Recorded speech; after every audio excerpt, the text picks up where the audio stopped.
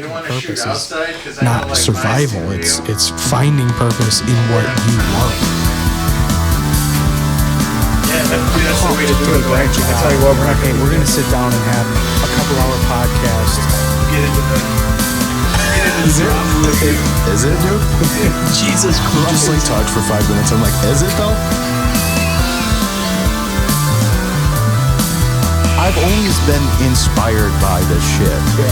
Dude, that pizza was so greasy. It was disgusting. It was not disgusting. Disgusting. Good Times Noodle Salad. Heck yeah, that's all she wrote. Simple setup. Easy peasy. Yeah, to get sometimes going. I hate talking too much because then you talk about half the shit you want to talk about. Oh yeah, dude, I've definitely done that. We just blew all the good stuff out. I had Stephen Lawley come on, and so he's a touring comedian, and I picked him up because he was staying at the hotel down the road from the comedy club here in Waterford, and we talked about so much shit in the 5-minute drive over here. I was like, dude, we gotta stop. I want to talk about all this shit when we're on the show, man. But fuck yeah, we're not going to be in this studio very much longer. There's too much drama in this building for me to deal with it. Really? That's what it's about? Yeah, it's a couple of things. It's not necessarily like personality clashes. So the guy that runs the building here, the common area out there is pretty big. You know, it's like the hallway is like 15, 20 feet wide, and it's like 60 feet long. Wider than this a little bit. Yeah, and they just leased out the hallway as a store. So now I just met the lady the other day, and she's like, I put out a little sign, like a sandwich board sign that says "Shush, we're recording." Like basic courtesy, like, hey, like we're here, we're barely ever here, but when we are here, like just try to don't be playing music, just be courteous. We'll be here for 2 hours and we're out.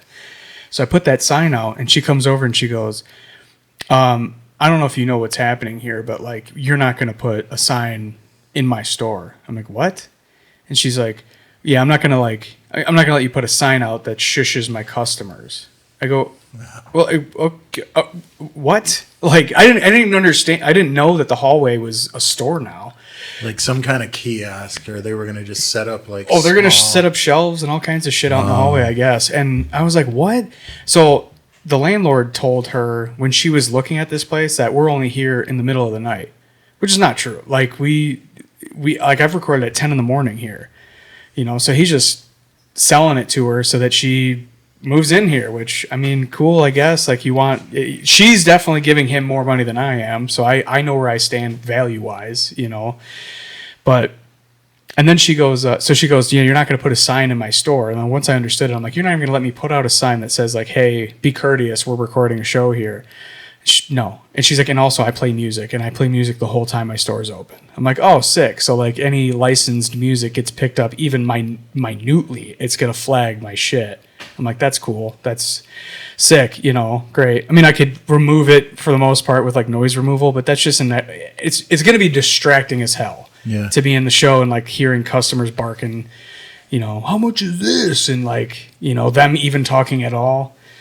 Plus, if they end up just stopping you right in the middle of what's going on and asking questions. Which absolutely happens. Like I had the lady who runs the used car store. She's very nice, but she and her customer stopped right here and was like yelling questions back at her right outside this window. And I was like, come on. Like, of all the places to stop, you stop 6 inches away from us where we're recording, So I don't know.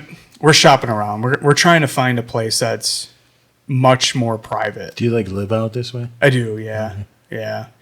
So honestly, I'm trying to find a spot somewhere up and down Woodward, like closer to Royal Oak, because obviously I can have artists on, and this is kind of on the outskirts of Metro Detroit. So if I can kind of trickle a little bit closer to this central hub of like where all the artists are going to be. Especially Detroit. Yeah. Metro, yeah. But when you say Detroit, then people are really coming far. Right. Because my studio was in Fraser. Okay. Utica and 14 Mile. Oh, right on. In that little strip plaza there? Like there's like the seven little businesses right there? No, Utica and 14 is what's on the corner Speedway, and then Fraser State Bank. Okay. They just tore that bank down to put in what's the gas station's taking over the world? Oh God, I haven't been there. Is it Sheets. Sheets? Oh, right on. Okay, I haven't been over there in so long. So they tore down this big bank and made it into a Sheets. It's about halfway done now. I gotta get rid of my watch. That was within sight of where my studio was. Right on. But Maybe I was thinking of 13. even just people coming from, downriver or Detroit itself or anywhere in that area, all the way to there was already getting to be like, Yeah. people don't want to go too far. Yeah. Dude, we had a rapper on yesterday named Dreb. He gave us his CD there. He came from Boyne City to be on the podcast here. I was like, dude, how was it? Really cool. 3.5 hours. That's really cool. Which is wild. So, but yeah, so like I absolutely appreciate that because, but you're right. There's like probably not a lot of shows that he passed on the way. Yeah. You know what I'm saying? Right. Probably a handful that he can come up with sooner or later. But Yeah. yeah, he probably saw you because there's not a lot in between. Yeah, there's right like around here. There's Yeah. tons because we're in the metropolitan area. But Right. Yeah, but being where we're at here, I have run into that issue a couple of times where people are like, "Come on, man, let's just do a Zoom," and I'm like, "No, I'm not doing. I'm never going to do Zoom. There's such a disconnect when you're talking over Zoom." Interviews are fine. This isn't an interview. Yeah, right. Yeah, if I had like scripted out questions that I wanted to cover, sure, but like. For the most part, anytime I see someone else doing a Skype or a Zoom podcast, it's always so disconnected. It's like, hey, blah, blah, blah. Yeah. And you know what I mean? Yeah. It's like, what? It's like it's like back in the day when like, they're like coming to you live via satellite, you know, and it's like, it's cringy. So, I mean, yeah. So if I can trickle down closer to Detroit, without being a pain in the ass for me, because I live up here, so if I can really somewhere like Royal Oak, Berkeley, Beverly Hills, somewhere like up that strip of Woodward, that's what I want to find, somewhere in there. Maybe even Troy. Like Troy's like easily accessible, even though it's really far north to like Detroiters. Probably expensive. Yeah, that's the thing. That's the thing. Where you're at right now is about as good a rate on commercial property as you're gonna find. I know, and the rent is the rent. We're not paying utilities. I don't have any other bills here. I mean, it's literally just the rent. I don't have internet here because I record everything on discs and then. I had 1,200 square feet, and it was the first year 900, then the second year 1,100. So that was pretty good for 1,200 square feet. That's and to be downtown Fraser, like not far. I mean, from my house, it was 4 miles. Oh, no kidding. And from my work, less than a mile. So I would get out of work at 1:30 and go straight to the studio. Oh, beautiful. And I'd be there from 2:30 till 8, 9 o'clock at night. Yeah, dude, and it was easy to do because it was right there. Yeah. So that's the fickle thing, right? About me considering moving further is like, man, am I gonna not want to go to the studio because it's so far?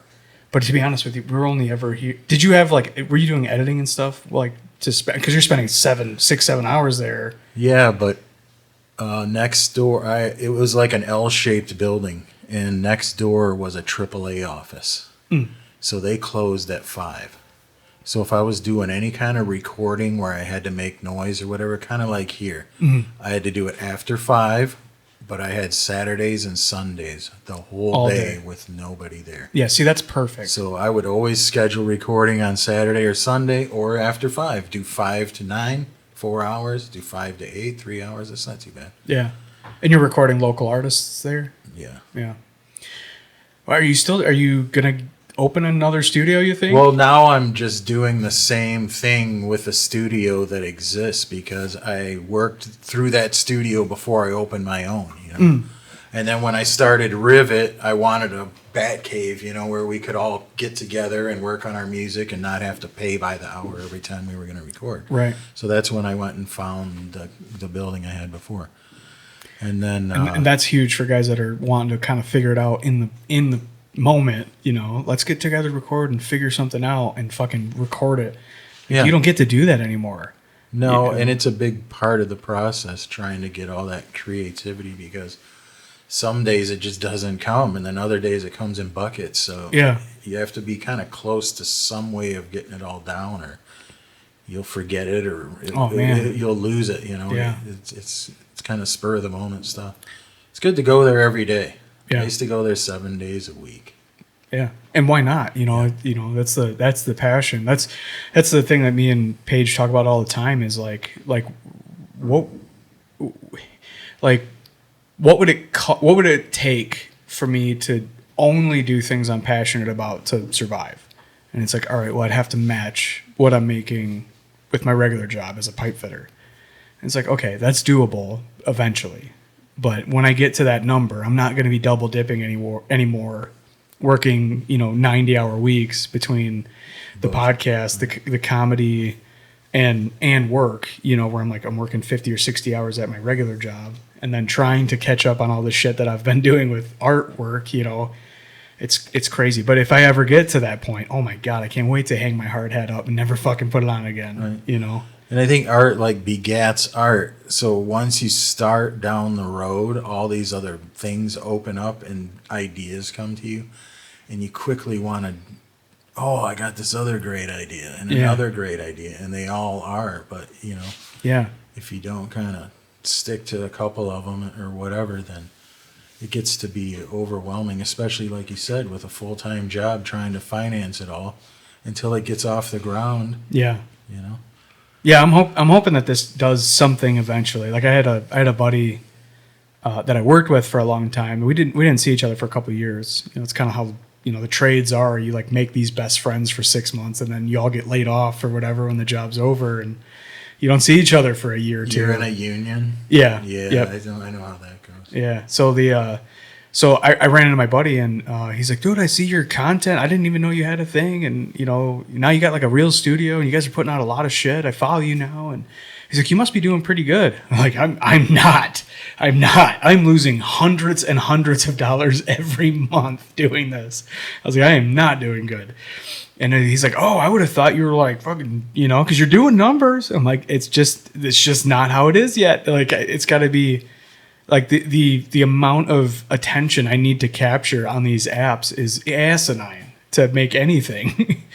I think even small business equations or whatever, easily people say 2 years. Don't even expect any type of return on whatever you're doing for 2 years. Yeah, minimum. It's just all man. Putting in money, putting in time, putting in the work.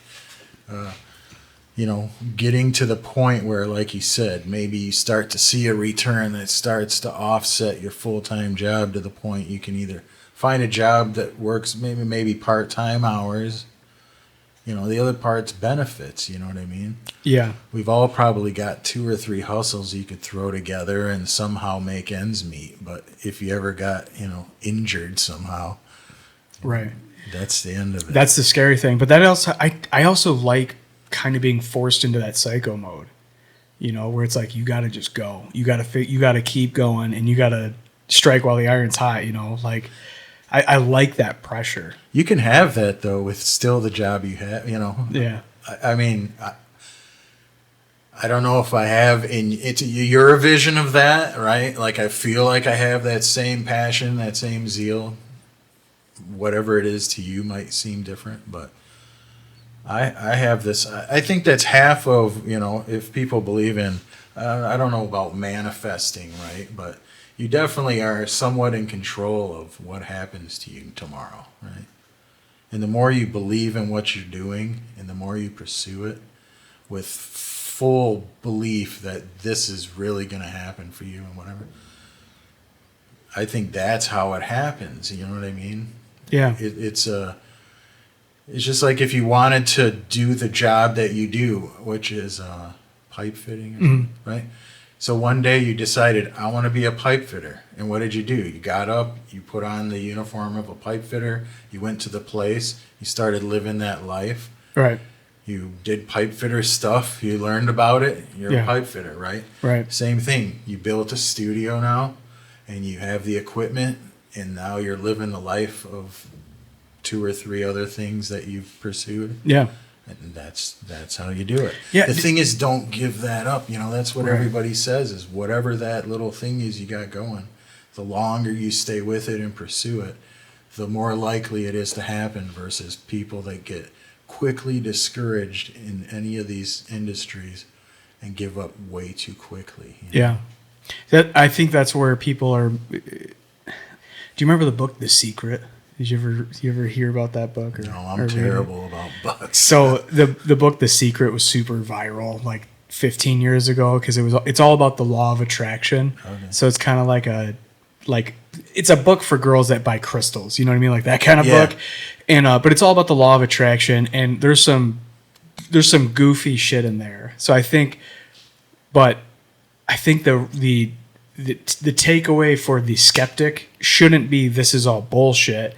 It should be like, okay, if you get rid of the woo-woo shit from the book, you could look at it as a lesson in like making sure that if you, first of all, define your goals. And then once you've defined your goals, make sure that you're in the right place pursuing things that are adjacent to that end goal so that you're ready when the end goal presents itself to you. You know what I mean? Like you could say, you know, like I don't know, like I have artist friends that are like, oh, you know, I wish I could make it. I wish I could do it. I wish I could. And it's like, but you're not doing it. You're not doing anything. Like the world doesn't owe you anything just because you think you're interesting or you think that you have the ability to be a great artist. You have to become a great artist. Literally. Like you can't just like, I don't know, like be a victim of your own like black cloud kind of thing. You know what I mean? Like, so taking those lessons and you know, cause I'm pretty skeptical in general. I'm not superstitious, but there's definitely something I hesitate to even say like there's something superstitious or whatever or divine about like tapping into the muse and then just ideas flow through you and you're like, what the fuck was that? Like how come I can't do that every day of the week? But then you write a song, or for me, like, you know, I used to write music, now I write comedy, and I mean sometimes I sit down and I'm like, where the fuck did that come from? And it's like I can't keep up, my hand can't keep up with my thoughts. And then some days I'm sitting at the table just like, oh my God, I'd rather be banging my head off the wall. It'd be more fun than just trying to think of something to write, you know? Right.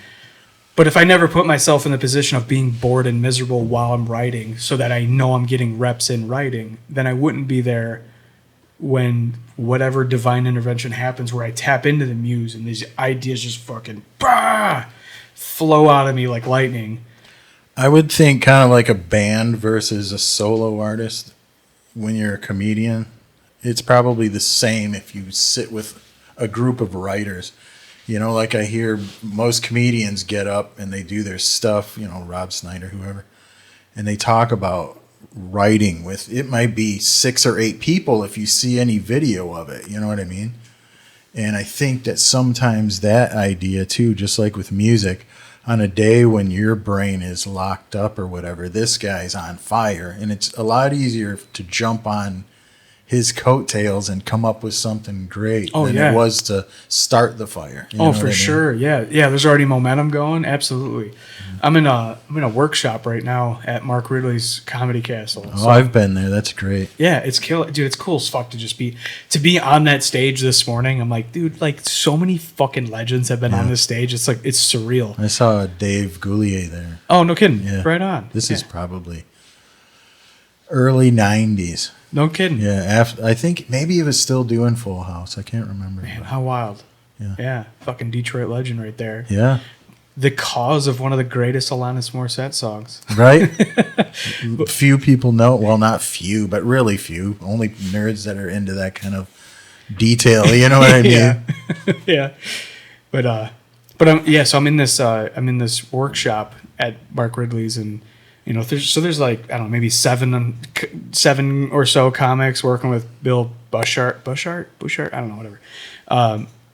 Taking his class, and guy gets up on stage and kind of eats shit, and like we're running through our material in front of 5 people, and we're kind of workshopping it all, going like, okay, what's good here, what's bad here, what has momentum, and then when the comic is up on stage, and then we start having like a dialogue between the audience, which is the other comedians, and the comic, it's like, oh, hey, I thought of like you could take this idea and go this direction with it, or what if you like reversed the order of the way that you presented this information would be way funnier. Or you could lead it you could have this set up as like a misdirection where you think you're being sincere and sweet, but you're actually going to take a hard right turn and like be dark all of a sudden. You know what I mean? So like, it's so cool to see that a guy sat at home and wrote these bits out, and then he does them, and then all of a sudden you get 6 silly fucking idiots' brains going, and they're like, oh, okay, let's fix this. Right. It's awesome. It's so fun. That's good. Yeah. That's good. That's the kind of environment that helps your creativity to flourish. For sure. Absolutely. Yeah. And I tell you what, I grew up in bands. There is something I absolutely miss about having a writing session with a band, because I don't write my material with anybody else, for a comedy. And like that collective, when you become an organism that's all pushing towards the same goal, it's just like there's nothing better than that. And somebody calls you like on your break or something, or sends you a message or whatever. Oh, I got this great idea, and it just makes your day, because you can kind of go with that momentum now through the rest of your day and add to it, come up with something. Yeah, yeah. And I tell you what, man, like I was writing a bit about this, but I feel like I lost like 10 years to Groundhog's Day. Where it's just like I had kids young, I didn't have any money, I didn't have any time, so like I had my first kid at 19, I had 3 by the time I was 26. So like I just had no fucking time. I was just work, come home, feed the kids, clean up dinner, do some chores, whatever, hang out, and then go to sleep, and then just rinse and repeat for 10 fucking years, And so I was writing a bit about this where I'm like, dude, growing up, I was a skateboarder, so I skateboarded. That was a way of artistically expressing myself to whatever abilities I had, but also like making skateboarding videos, and then trying to start a skateboarding company, like doing all the artwork for the skateboarding company. And then I was also in bands, like I was in a fucking jazz-ish, like Dave Matthews ripoff fucking band, and then I was also in like a metal band, and then I was in band in school, and then I was also writing all the time because I wanted to do comedy, but I was too scared to ever do it. So I was like 17 writing out comedy bits. So I was just doing all of this art in all these different ways, and it felt like I was so aligned with like what I felt like my purpose is, and doing all this artwork. And then I had kids, and it was just like with the wrong woman, and we stayed together for 13 years, from 15 to 28 years old, which is also my best guess of how many guys she cheated on me with. But but to spend 13 years with somebody that, I don't know, I don't want to blame her, because I chose not to continue with the arts when I was busy with babies and playing house. But when you're with the wrong person, it's not an environment that fosters creativity. It doesn't foster like growth as an artist. It hinders you, And I don't know how to make that funny right now. I don't know how to twist that and make it funny. But being back into it, I realized how much time I wasted not doing the thing that I always loved, which was some kind of art. You're how old now? 32. 32. Yeah. Yeah, I mean, I don't think you can ever say like the time you wasted, right? Because in some kind of line, you couldn't have both things at once. You know what I mean? So you have what you got from that life. You know what I mean? Now you're just 32. I'm 55, right? I have 6 kids. So the things that you're talking about, I had 2 marriages, both 15 years each time. So what you did, I've done twice already. Twice. Still here I am with you. You know what I mean? Yeah. So it's never too late, or it's never over, or it's never, it's just not the time. Yeah. That's all. Yeah.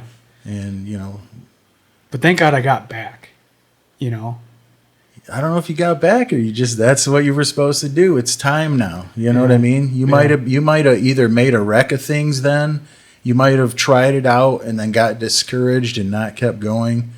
It might have been all wrong. It was all wrong. Sure. Because now's the time. Yeah. You know? Yeah, So just embrace that. Don't look back on it like regretful, but, you know. Sure, yeah. Where you're at now, this is the time. Yeah. And you have plenty of life left, and you know, there's no reason to look back at what you got out of that relationship and all that in a negative way, because I'm sure there's a lot of good things from it that you learned. You probably matured in a lot of ways. A ton, yeah. Your relationship now is probably better because of it. You know what I mean? Yeah, absolutely. That's one thing that comes up all the time is I've been asked by several people, like, oh, you know, if you could go back, would you change any? No, I wouldn't change a moment of it. You know, like I had a bad relationship, and I wouldn't change a moment of it for the obvious reason is I wouldn't change my suffering so that I risk not having my kids. You know what I mean? So absolutely, I would not go and change anything in that sense. But I also don't think that I would be where I'm at if I wasn't in that relationship and suffering in the ways that I did. Like, there was a lot of familial things that was fixed by being in such a bad relationship that I realized, oh, this bad relationship's a two-way street. It's not just her. And a lot of the shit that went wrong in our relationship was me. And a lot of the shit that went wrong in our relationship that was from me, I'm seeing those tactics being used by, you know, my parents or my siblings or whatever, you know. So, my God, no. If I didn't suffer in a bad relationship for 13 years of my life, I would not be in a place where I could end up with Paige, because I wouldn't have seen the chaos that my bad personality traits causes, you know. So fuck no, I wouldn't change a moment of it. Right. You know. Yep, it's made you who you are. You probably wouldn't have done anything like what you're doing. Right. It would have went on a whole nother thing, and maybe it would be completely different and great too, but what you're doing right now, it wouldn't be. Right. You know. Yeah. Even down to the relationship you have right now, right? If that one worked out, then you don't have this one. No kidding. Yeah. Right. I mean, yeah, I hate those, like, whoa, it's so close to not being your life. Like, man, one moment was your life is completely different. If I spent another week trying to make it work with my ex, that might have been the butterfly effect thing that led to me not meeting Paige and being with her, you know, like, oh, I hate those. Yep. I hate that. And it is kind of strange having that sensation like you lived a whole nother life. You know what I mean? Yeah. It is at times like an odd thing to look back on or whatever, but you know, as long as I don't know, you can't say as long as it wasn't there was the good and the bad. You got to take both, right? So yeah. Whatever you learn during it, you bring to the next relationship and you bring to your life that you're in now. And hopefully that builds you into a better person and you make better decisions and all that kind of stuff. Because anymore people are easily persuaded or swayed to thinking crazy stuff. So, you know, the more that you have to lean on and the more support you have from people around you, the better. You know, it's tough to be, especially in this industry, it's tough to be all by yourself and trying to start a following or to start a group of fans or to start whatever you're doing, and you don't have a family built up around you. You know what I mean? So, yeah, no kidding. I mean, having a rock solid support system, it's insane the difference. Yeah.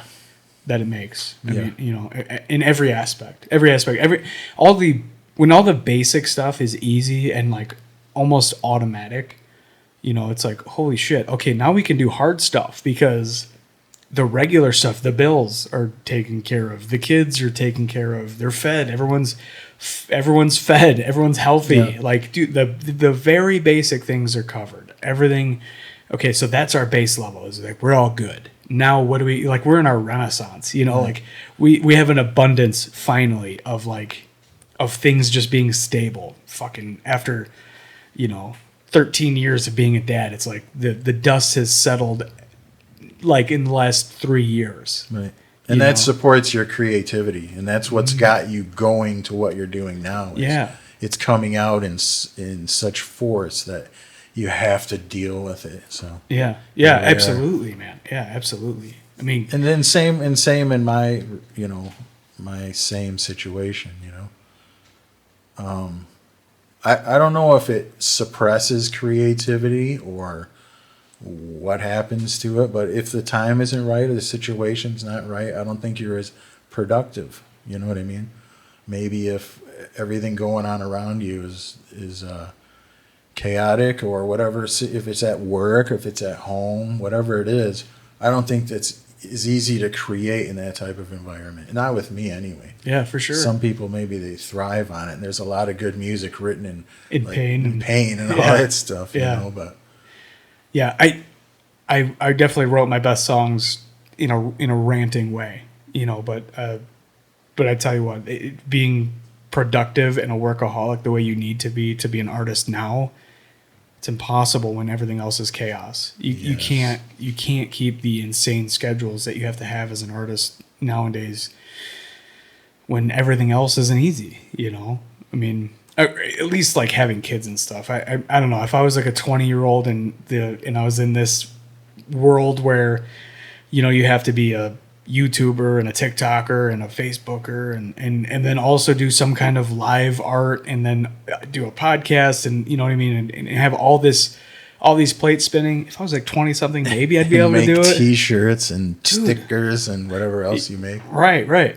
God, I mean the amount of shit you got to do to have some chance of getting a following and having something be semi-successful. It's God, I mean, there's so many plates spinning. I might have been able to do it when I was in my 20s if I didn't have kids, and I could just hyper focus on this and live in my parents' house or whatever in a van down by the river or whatever, but now it's like, I mean, one thing with it all though came like everyone can do it now. You know what I mean? If you want to be an artist, if you want to be a musician, whatever you want to be, anybody can do it. Which is awesome. It's awesome, but it also just flooded the field with 100,000 songs a day being uploaded to Spotify. You know what I mean? Is that a real number? That's a real number. Holy shit. And how much of that is AI now? And just... That's the most asinine thing of all time. People making horrible noise. Right? Yeah. So what, okay, it's gotten to where it's better that everyone can make music, but let's say you're an artist painting and you go back 50 years and when they had a big art thing, the whole town shut down and you went downtown to this area and there was a dozen artists and they were all set up and everybody was in on it and it was a big deal. Now, if you had that same thing, there would be 5,000 artists there. Half of it is terrible. Right. And you're tired of weeding through it all, right? Yeah. How do you even start to filter through what might be good and what's just trash? You know what I mean? No kidding. So the good came with the bad. Oversaturation or saturation. And just tons of... people call it art, and it is art to them. You know what I mean? But at some point in time, there was people who kind of were the, what's the guy from American Idol, Simon? Oh, yeah. Simon Cowell. Yeah. There was that guy, and he said yes or no. Yes these or gatekeepers, no. Right. the Rick Rubins, the Simon Cowells. And as bad as that was, it filtered talent. And the only people that you're going to hear on the radio, all 40 of the top 40, were the best 40 they could find or whatever. Yeah. Versus now you can just go try and stream through bazillions of songs trying to find a good one. Yeah.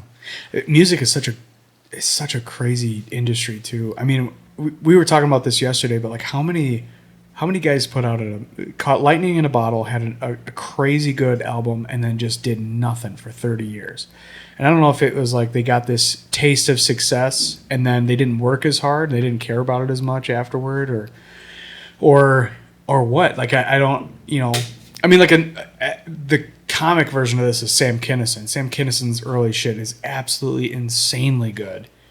And then it just turns into a shit show. You're like, what the like 10 years before he died, get into his career. What the fuck is this guy talking about? It's nonsense.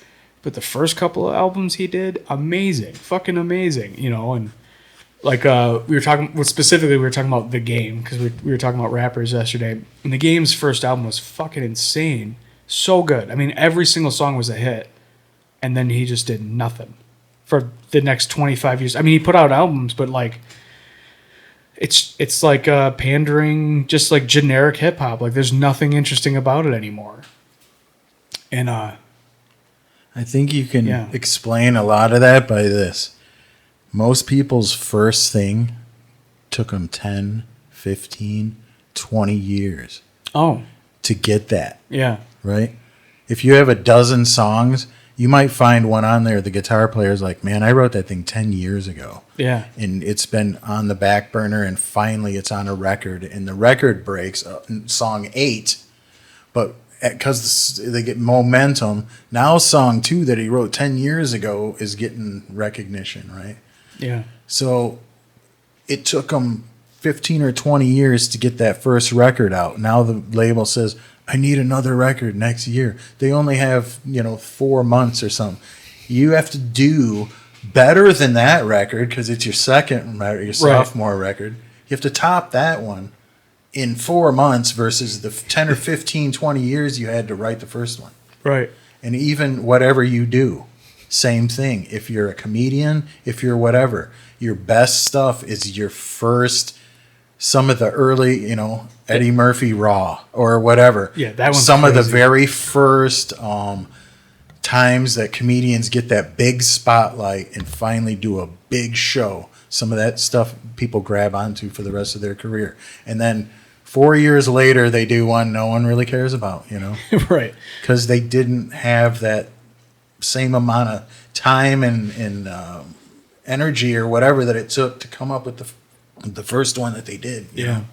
Yeah, I'm if I could design my career, if it goes anywhere with comedy, I would hope that I'm one of these rare guys that are almost like Chili the next day, where it's like, all right, as he finds his voice on stage and it gets more and more refined, it gets better, like Bill Burr, Louis C.K., like these guys who like only got better and better and better as they got older.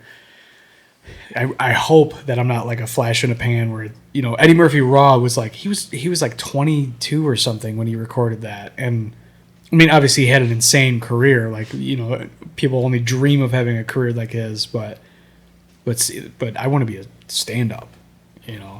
And I can't name another Eddie Murphy album. I think Delirious, yeah. Fuck, I can. I can name 2. And I can't that's name pretty 3. good too, but it's not. It's not the same. It's not Raw. Right.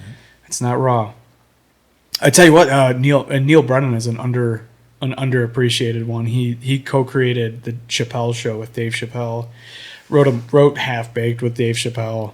He did all this work with Dave Chappelle coming up as a comic, and I think he got serious with comedy again once like the TV stuff was done, and he came out with an album called 3 Mics, which is absolutely fucking incredible.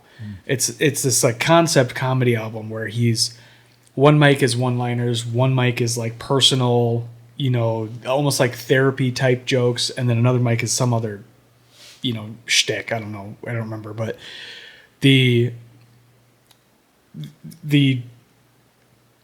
contrast between like talking about his bad relationship with his dad, trying to make that funny, but then doing like social commentary jokes, and then doing like really dumb one-liners because they're fun and silly. Like it was such a good album, and he was 30 years into comedy when he, 25 years into comedy when he came out with that album, and you're like, what? Like, God, I hope that I get better and better and better as time goes on. I hope it's not like I hustle like a motherfucker for the first 10 years and then I just like taper out for the rest of my career and I become a fucking cover band of my own comedy. You don't have to prove that theory of mine different. Yeah, I hope I can, man. Like, just don't come out as strong. Hold back some of your good stuff for the second time around. Yeah. Don't give it all away. Yeah, I don't. You know, I used to joke about this when me and my brother were trying to make it in music. We're like, God, I hope I never become like a cover band of my own band.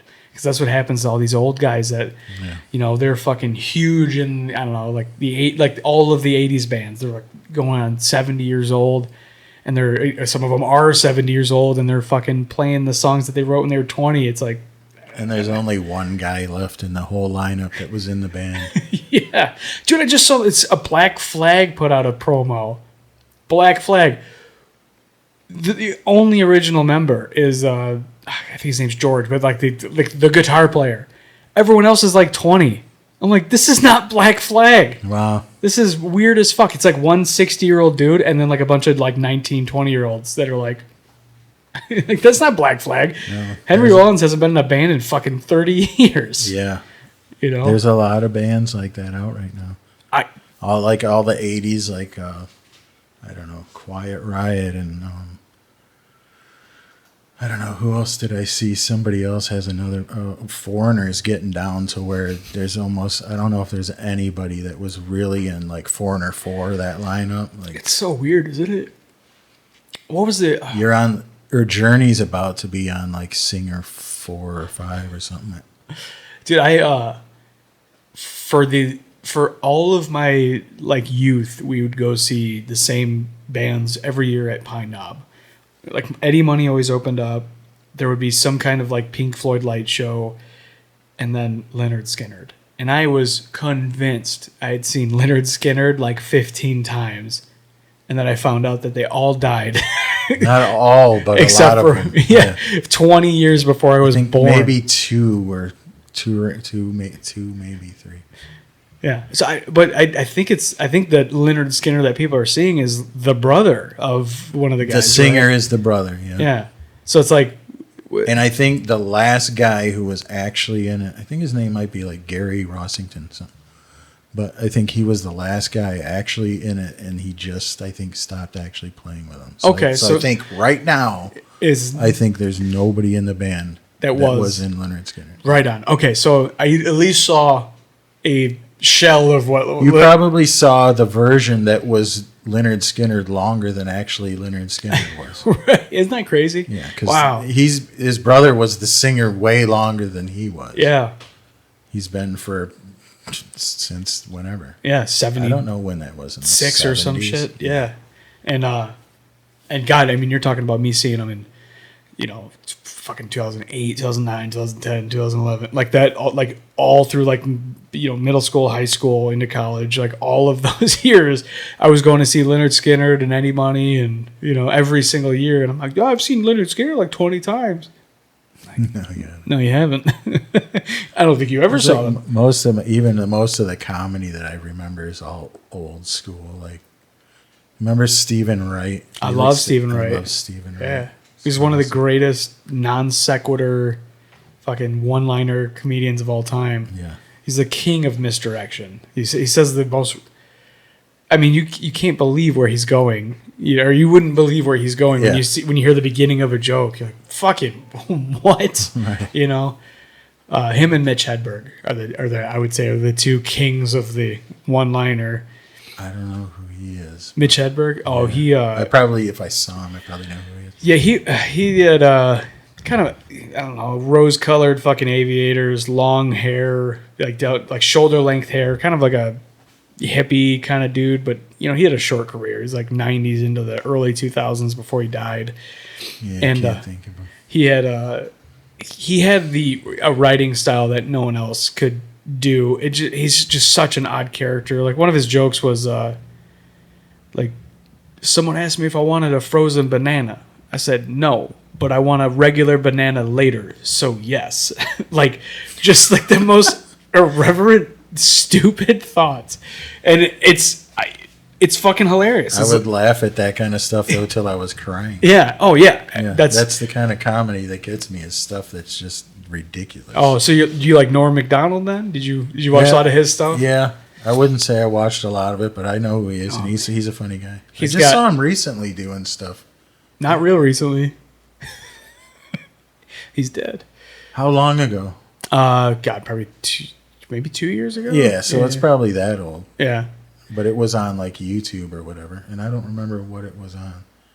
But I know I hadn't seen him in a long time. Yeah. Oh, he put out a special maybe in like 2019, I think. Okay. Hitler's Dog or something was the name of the special. That was on Netflix. Maybe you saw that. Yeah, because I mean, like I said, I hadn't even seen or heard from him in a long time, and then it was in the last couple of years. But stuff's out that's 2, 3, 4, 5 years old. Yeah, it's new to me. Right. Dude, he's got one of my favorite jokes of all time. It's a dad joke, but the joke goes, ID is a weird abbreviation because I is short for I, and D is short for dentification. It's just, it's a fucking... I is short for I. And D is short for dentification. It's such a fucking stupid joke, but man, I love it. I mean, I've heard it 1,000 times. It still makes me laugh anytime I retell it. I love Norm Macdonald, dude. Oh, so good. Yeah. Who else was big back then? Like the around the 90s, the Kings of Comedy.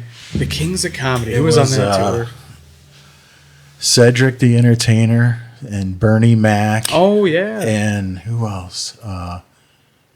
Maybe D.L. Hughley or Martin, or I can't remember. They used to have them. Maybe they had 2 or 3 different ones. Bunch of killers. Yeah, dude, I loved the Def Jam shit too. I mean, they had such they had so many fucking murderers on the Def Jam tour, the Def Jam Comedy Jam or whatever they called it. But my Def God, Comedy Jam, Def Comedy Jam, and dude, Ralphie May. Oh yeah. Oh my God. Awesome. Dude, you'd be in pain. Yeah. By the time it was over, you're like, fucking stop. Like, I mean, sitting at home on your couch. He died too, didn't he, just recently? He did, yeah. He never got his shit together, unfortunately. But, I mean, you can only be 600 pounds for so many fucking years before your body gives up. Sucks. But I'm always amazed when I see somebody that big. And they're like, I am worried about my own health. I'm like, man, I guess I don't have to worry that much. Dude. And I'll go before them for whatever reason. You know what I mean? Right. It's weird how it works. Dude, he did a pratfall on one of the late night shows. I was watching it live. He did a fucking pratfall where he walked out and threw himself down this like little 2-stair like step down onto the stage. And I was like, what? I thought I jumped up. I was like, oh shit. And he gets up and he's like, well, someone told me not to eat it, so I guess I fucked that up or something like that. And I was like, what? This fucking... That kind of sound like him, too. This guy's like 500 pounds. He just did a pratfall. Like, what the hell? Like, I don't know if you ever watched My 600-Pound Life, but when they fall, dude, sometimes they have to get an ambulance to get them back up. The king of that was Tommy Boy. What's his name? Oh, Chris Farley. Chris Farley, my, that guy could abuse himself so badly. Throw himself through tables and all kinds of shit. Yeah. God, yeah, the 90s and early 2000s had a million just fucking murderers. Like, so good. But SNL like churned them out.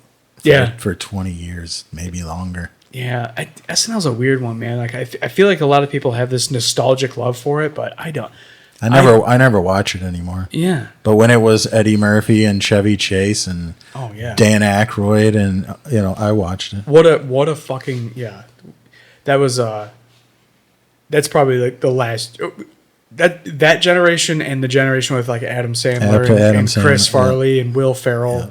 Like that generation I loved in the Chevy Chase generation I loved. Anything and like Chris Kattan, whatever. That was pretty much in the same with Will Ferrell. Yeah. That whole all them guys. Once it hit like the late 2000s, I was like, I'm out. Or anymore. I have no idea who's on that show anymore. Yeah.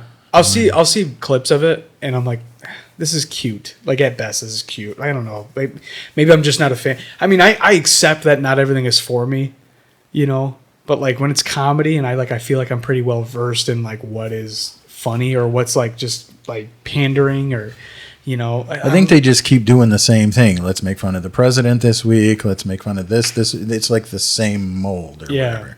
Like you kind of got to just do something different. Yeah, they've been doing it for 50 fucking years. It's like, who cares? And like, I don't know. Like those like Mad TV or Kids in the Hall or some just crazy stuff like that. Yeah. Or those guys that do what's that movie? Basketball. The ones that do South Park. Oh yeah. Just nuts stuff like that. You know. Instead of maybe having it so scripted like they do, or I don't know, they got to do something. Yeah. I think I tried to get into it because I'm such a fan of comedy. I tried to get into it when Jimmy Fallon was still on, and I was like, this is what the fuck. This is like I don't know. I tell you what, like if that was like my buddy's improv group, I'd be like, wow, they're so good. But because it's like SNL. It's like the improv show. I'm just like, this is dumb. You know what I mean? Like, I think too, it used to be a big platform for like new music and bands to be on SNL. Now, who cares who's on SNL? It used to be big news. Yeah, it would be on the front of magazines, or it would be, it was big news. Yeah. But that was when bands were, there's very few bands really left anymore. Well, I think that has.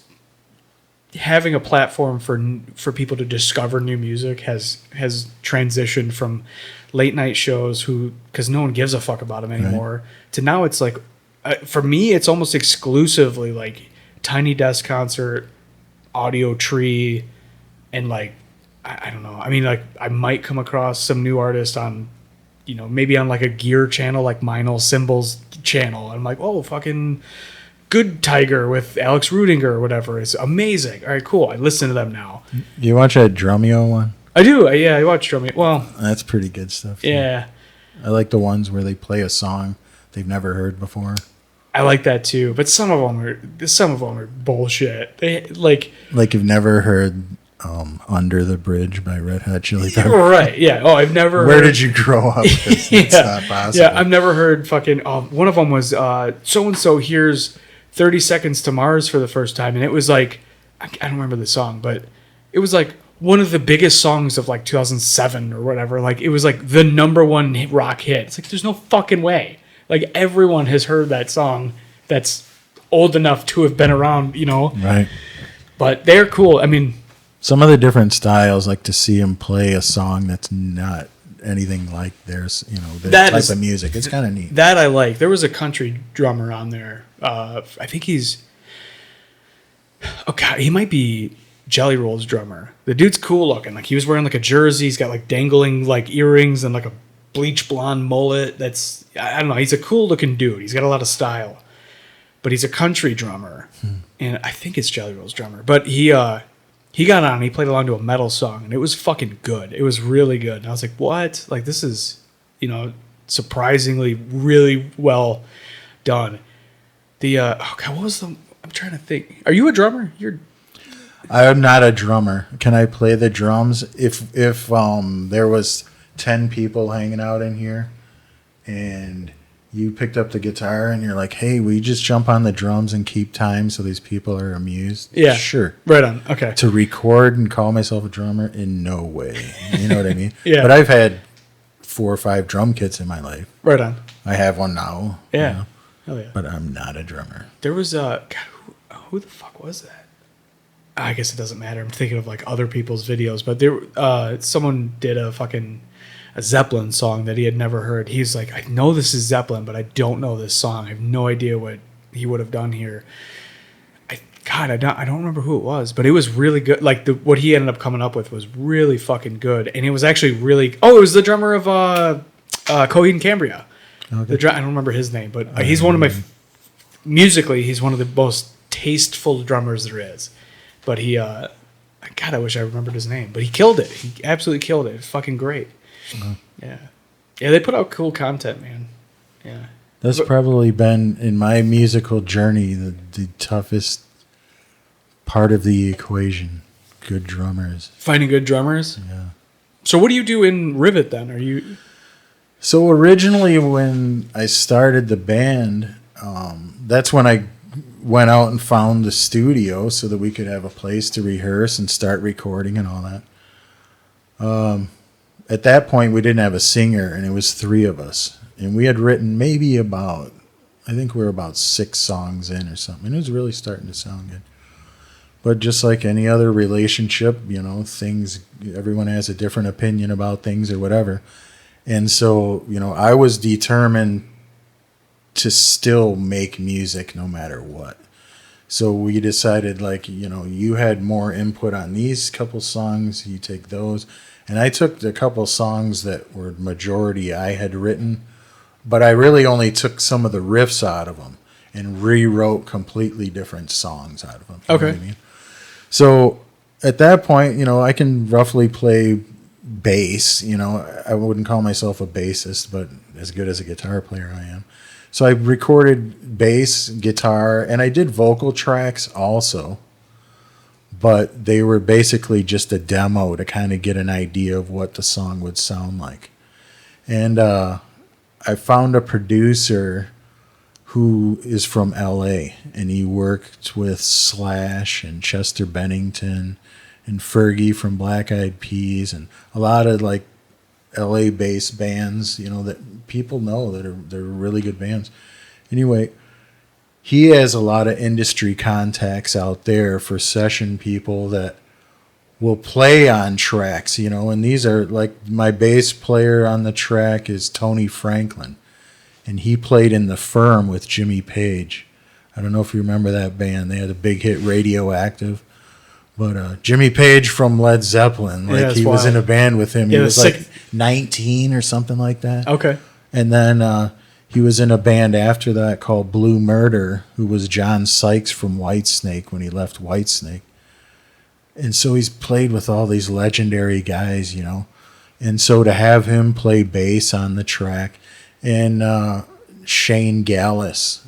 If you're a drummer, you should follow him on Facebook or Shane Gallus? Instagram. Okay. He's done work with Shania Twain, Billy Idol, just a lot of people I could name off, but I don't have them all off the top of my head. But at any rate, session guy, sent him everything to a click track, sent him an idea of what we wanted the song to sound like. I actually had another guy do drums one time before that, and it just wasn't the right feel, you know what I mean? Just kind of had a little different feel to it. I'm a Tool fan, so if I could write anything and it sounded anything remotely like Tool, I would just, make my whole journey. Yeah.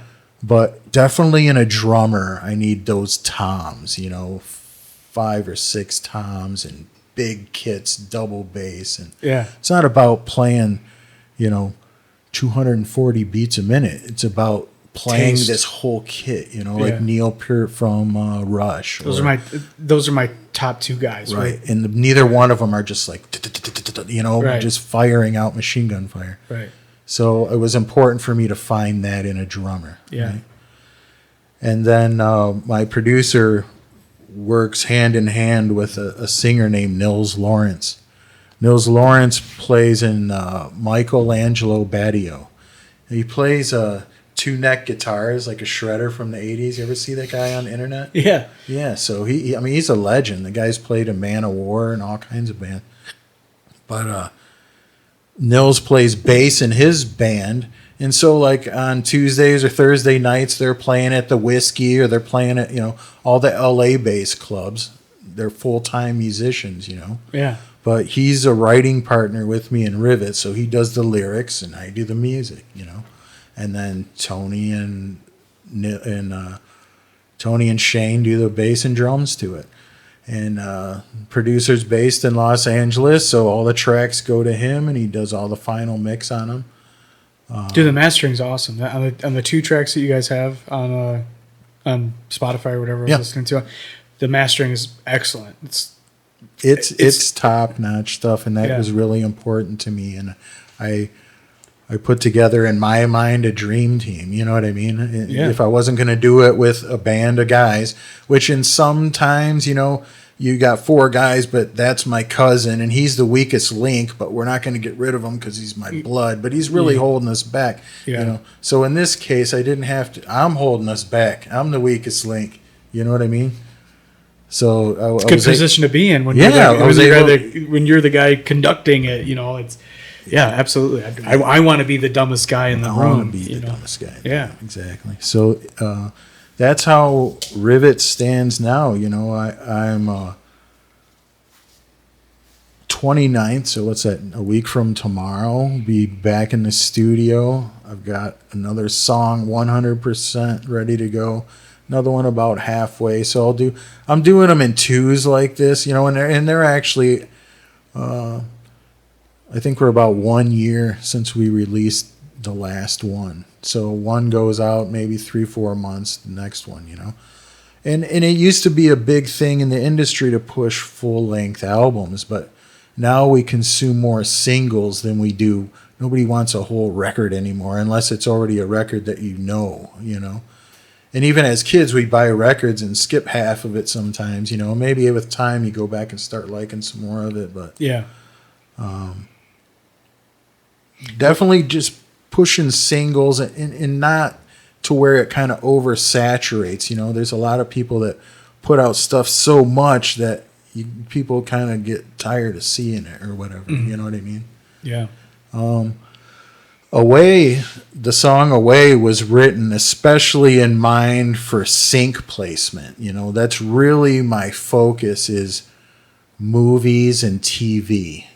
And if you listen to Away and you kind of picture like the end of the Marvel movie, and that's the kind of vision that I had. And even though lyrically, it's about a hero and his struggle and all, so it's kind of written for that. And my producer is constantly pitching to music supervisors our music, not only that I've created, but other stuff that he creates for that purpose, to get it into TV and movies. So, a lot of musicians now are big on live shows and doing that. I'm really making music for the industry, to get it into Netflix or Hulu or, you know what I mean? Yeah. And once a supervisor kind of finds somebody that they like to work with, they kind of like to stay there, But it's just like anything else in the industry. It's relationships. You're not going to just send your song to some guy and he's automatically in love with it and going to put it on there, He's going to go to his guy and his guy goes to his guy, just like, Yeah. So this is just over 2 years now, 2.5 years. The first year in the studio was about writing and getting everything set up and all that. Then once I got the material recorded, first I made a CD version and a 45 vinyl before I released it to Spotify and iTunes, because I wanted that little bit of time ahead of time to be able to sell copies before everybody could just go and listen to it for free. You know what I mean? Yeah. And once that was done, I think last July, June or July, it was released to Spotify and iTunes and all that. So it really hasn't been out all that long. It's still pretty new. But I also, music-wise, I produce other artists as well. I have a band now I'm working with. They're all high school kids. They're called Antics. And you can find their stuff all over social media. But they've been playing like the Diesel and, Nice. Yeah, like bigger places like that. Even though they're kids, they let them come in and play their sets and get out of there. We recorded 4 or 5 songs now. On the 29th, we're going back to do the final song. And then we're going to put out a EP, 5 or 6 song EP. But yeah, the oldest is just getting ready to graduate, and then his little brother's in 10th grade still. That's awesome. And then another girl that we're working with, Michelle Wolf, who was just in here maybe a month ago or something like that. Yeah. A friend of mine, Riley Rupert, he's a recording artist. He just dropped a single yesterday, actually. You should get him in. He's a great guy. Riley Rupert? Riley Rupert, yeah. Right on. But he did the guitar parts, and then we got Michelle in and recorded the vocals. And I'm going to finish that song off in Nashville. and put in some like pedal steel and fiddle and kind of give it a little bit of a country flair. You know what I mean? Right on. So Michelle's the sweetest person I've ever met. She's just great. wonderful. Yeah, yeah. I want to have her in again. When we had her in, we were across the hall here in the first version of what was this studio, and Right. it was so fucking cramped, and it was just like we didn't have everything set up, and the episode was fine, but we really wanted to have a performance. Like in that episode, it's like, hey, let's jam together. And it was just so disconnected and weird because we were so cramped and like I didn't have everything figured out right yet. And it was just like, God, I want to have her back in. I want to have her back in and have like a proper you should performance. watch her schedule too and try and catch one of her shows because she'll play out even this far easily. She'll go down to Monroe. I mean, she plays. She's all 2-3 over. times a week. She's out somewhere. Oh yeah. I follow her on Facebook and Instagram, and she's always posting like, "Oh, I was in." Yeah, she just came back from Austin, Texas. That's right. I was trying to think of where she was because I was like, I know it's not Nashville, but it was somewhere in that area. And yeah, Austin, Texas. She was playing in. It's fucking awesome. Yeah. Yeah. And Riley and I had come up with the song. We had the guitars recorded, acoustic. And then we had her come in, and she just kind of hummed along like a melody to it, you know. And then I didn't see her for maybe 3-4 weeks, and then we brought her back in to actually cut the vocals, and man, she just blew me away. It was really, really good, you know. So we have 40-50% of the song done, and then we're gonna go put the drums, fiddle, pedal steel, and bass in Nashville. Is she so? This song's getting released under Riley's name, or how's that gonna go? They're both co-writers on it, but under Michelle's name. Right on. That's Okay. my plan anyway. Yeah. Riley's genre is like much more metal, Okay. you know. So it fits her branding kind of better. Yeah, it has a little country spin to it, like I said, you know, and hopefully it doesn't get too far out from what her normal stuff is. But that's kind of what I feel like my job was to do was pull the metal guy into playing the classical guitar part, and then you know pull Michelle into doing a little bit, of, you know. Yeah. And I love that. That's just something like none of us would have ever done on our own. Yeah. But as the three of us together, this thing started that none of us really knew would ever happen. Yeah, it's like the you have like a Venn diagram of like the edges of what you would do artistically, and it's like, where do we meet up? And this weird metal influenced country song is fucking cool. And that's the rewards of producing, you know. When you're writing your own stuff and all that has its own reward. But to see someone else have either even a spark or a small vision, and then you just kind of fanning it, or, you know, a lot of times it's just an artist with an idea and they don't know a bass player, a drummer, a keyboard guy. They don't have any way to record. They have none of that, you know? Yeah. So you can take that from just a small little idea to a full song that then they're putting out on Spotify or whatever, and that satisfaction that they get. It's like maybe a grandparent versus the parent. You know what I mean? You still have this like attachment to it, but you're kind of standing back and watching them enjoy it and seeing their joy. You know what I mean? Yeah. And it's like you have that part in it, but nobody goes, you know, I want to thank my grandparents for this kid or whatever. You know? It's funny. Yeah.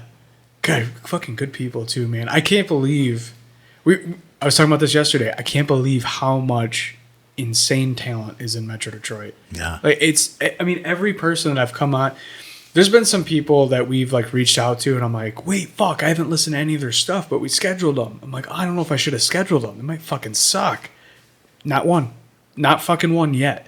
Like now we have a process where like we're vetting and making sure that we're like, because we're scheduled out for like 10 months. Yeah. And it's getting further and further out every fucking day, you know, which is awesome. Right. But if now I need to like, okay, if we all have all this interest in people being on the show with us, we got to make sure that these people are, you know, like not cover bands, and they're actively working towards this still. They're not like, you know what I mean? Like, let's make sure that's worth the time to sit down with them. But I tell you what, I haven't come across a single artist that was not worth the time to sit down with yet. I mean, fucking Cougarin, fucking murderers, Aqua Monkey, murderers, Breakfast at 2 p.m., killers. Drew Alcama is a finger style guitar player. Yeah, I've seen most of those that you put on. I mean, he's incredibly talented. Stick Boovy's just the goofiest fucking guy on earth, and I love him. He's this rapper guy that, I don't know if you saw him on the podcast, this fucking goofball. He's just the silliest fucking guy on earth. But his music is really good too. Like he's super talented. Have to check him out. And his work ethic is crazy. But he's the most ridiculous looking person on earth. Like he showed up here in yoga pants and a fucking fuzzy hat, and I was like, "Yeah, dude, you're cool as fuck. Let's go." Perfect, right? You know. But I mean, we've had so many people, and forgot the one that I'm like obsessed with now is Forge the Sun. Are you following that? So Riley just did their singer. I forget her name right now. Me too. I'm bad about this. But you know who I'm talking about. Yeah. Riley just did a cover song with her that they'll let out probably coming up here soon. Hell yeah. I don't know if I was supposed to say anything. Dude, Forge the Sun is fucking murdering it. When we talked, they talked about how when they first got together, they were kind of trying to figure out their sound, if they were going to go more like a classic rock style or if they're going to go a little more metal. And so, of course, I follow everybody that I have on, because I'm rooting for them. Like, after we have conversations, I'm like, I'm in your corner now. And I open up TikTok, and they're just fucking murdering it. Like, every song they put out is heavy as fuck. It's so good, man. I'm so impressed with their stuff. And musically, metal, like we were just talking about, metal can get real fucking boring, like with blast beats and just whatever. And the drummer, God, I wish I remembered his name. I'm so bad about. I know this. who you're talking about. The drummer is so tasteful in what he does, but my God, they're a talented fucking group.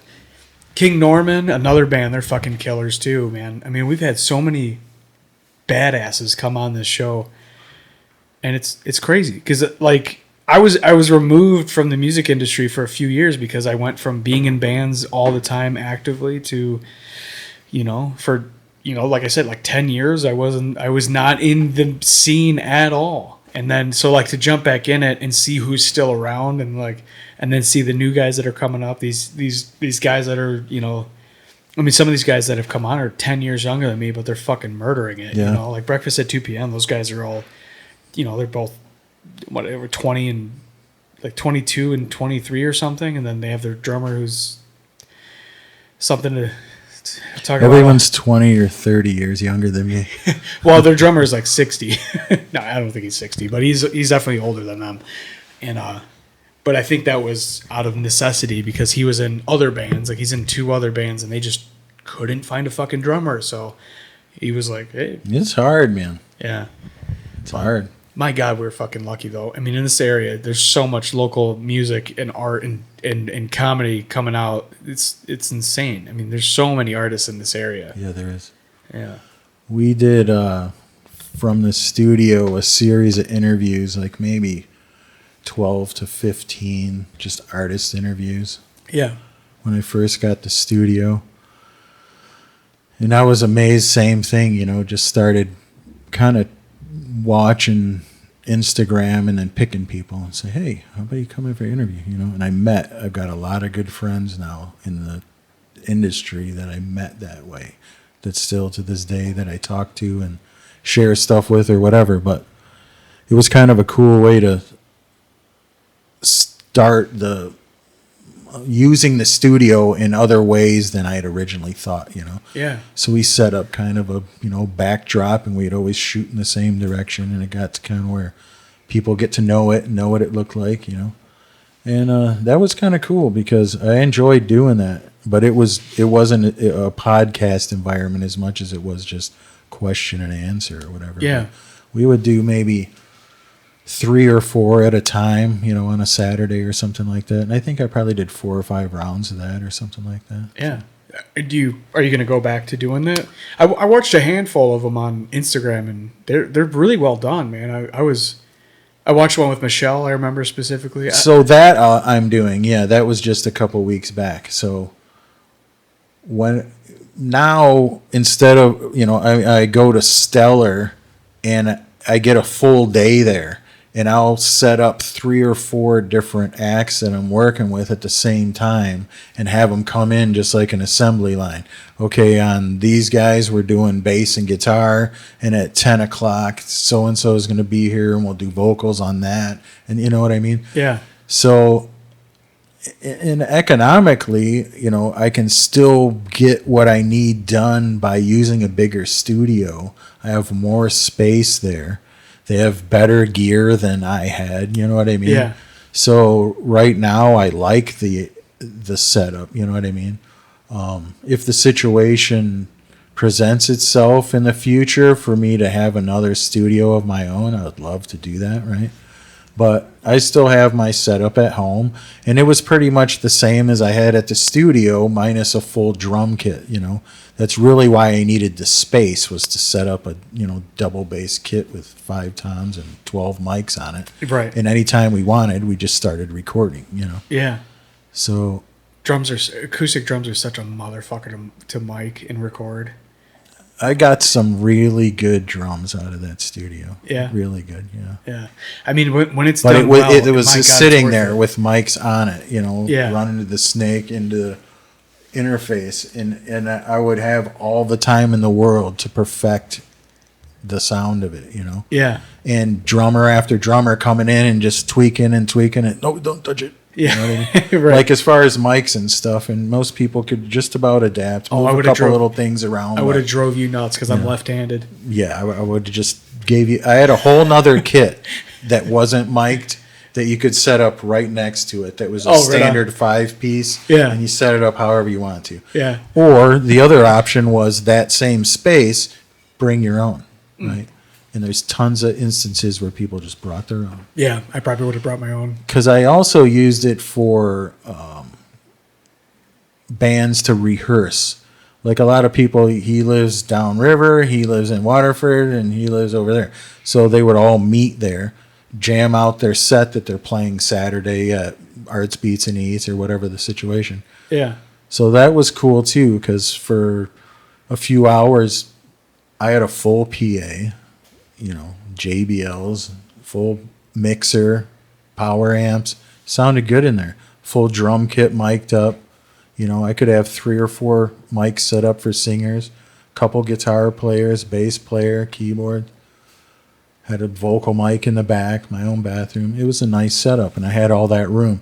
But equipment-wise and whatever, I still have all that, but I don't have the drums set up anymore. So whenever we need to track live drums, then I just go to Stellar and book that for the day. Like with Antics, we're doing a whole song. So, and I record the old-fashioned way, just track by track by track. I don't do any some overdubs on guitar and stuff. But if you mess up the drums, we're starting at the beginning again. Yeah. Good. If that's just the way I like it. That's what it And should sometimes, a lot of them I'll have 4 drum tracks, and then we'll pick the one we like, and then we'll build on that one. Right? Yeah. So I'll let them go a couple times and then play it back to them. And you'll say, I like the third one. All right, that's the one we'll call good. All right, bass player, you're next. And we'll build on that. Versus trying to go in and splice and cut. And, Yeah. I like Pro Tools and I use it, but I like it for a digital recorder more than using it for Programming the song itself. all of that, right? Yeah. There's little stuff you do, but I like basically playing like they did in the old days when you had to record the tape, and it was kind of a big deal, right? Yeah. You had to get it right, and I'm not big on everybody in a room and jamming together because you get all the bleed through in everybody's mics, and you can do it, and it's not bad. And if the band can't play alone or whatever, then maybe you can do that. I still just like to set the drummer up, record the whole song, then go on from there. But that, to me, that gives you the best recording. The drums are just crystal clear. There's no guitars coming in it or. Yeah. And that and the drums cover the entire range of octaves, right? So when you have that and then guitar players and bass players, you don't know what is phasing out. And then you're like, what the fuck? What? This all sounded good individually. Yeah. And then all of a sudden you're losing something. The mids drop out. What the fuck? What is going on here? Yep. And even the concentration of each person, I find it better to track, instrument by instrument. And if that guy needs to go over and do it a couple times, and we'll do it. As far as a performance? Yeah. Oh, okay. Because I think you're more focused. I find like drive or like a natural glue to the song is probably better in a live jam, right? Yeah. But anymore, your average bedroom guitar player guy that records on the computer and stuff, they're used to playing alone and playing click tracks and doing all that. So I think it's probably easier with, modern musicians than it would be to go try and teach a lot of the older musicians to record like modern day musicians do. Yeah. Oh, it's hard. I see It's people weird. literally play eight bars of guitar and then just cut and paste it everywhere that they're everywhere Yeah. it's supposed to I be hate in the that. song. Like you can do that, but I hate it. to me it's Loses its soul. yeah, it does. It loses It does. its soul. I can you can almost always tell. It just Yeah. has this like robotic feel to it. Right. or Yeah. whatever. I don't want perfection in a song because it loses its humanity, Unless it's supposed to be like 9 Inch Nails or something, right? Yeah.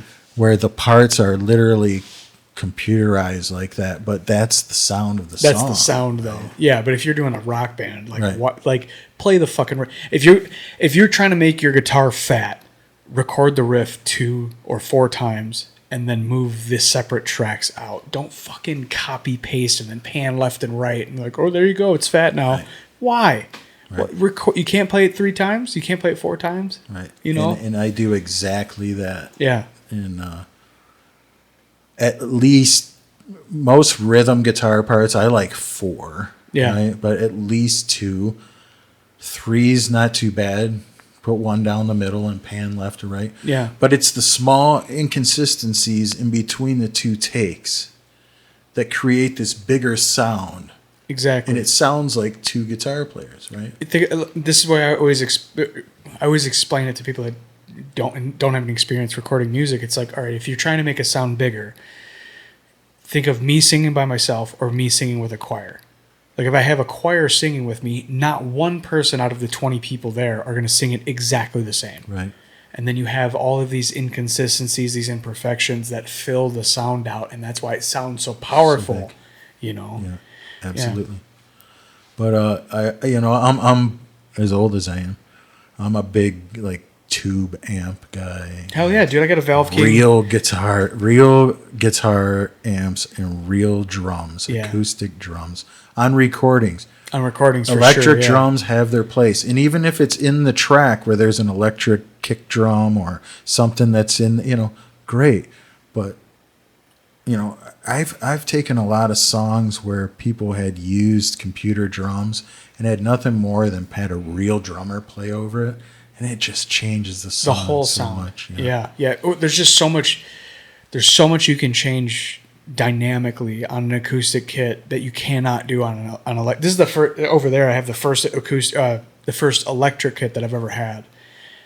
It is so weird to me to play on that. Like I enjoy it, but dynamically, I have so much control on an acoustic kit, doing everything I want to do. I can fill in a sound by washing out my cymbals, and I can tighten up a sound in ways that I want to, and playing along to I'll Bluetooth to the module over there and play some fucking Dave Matthews or something and drum along to it.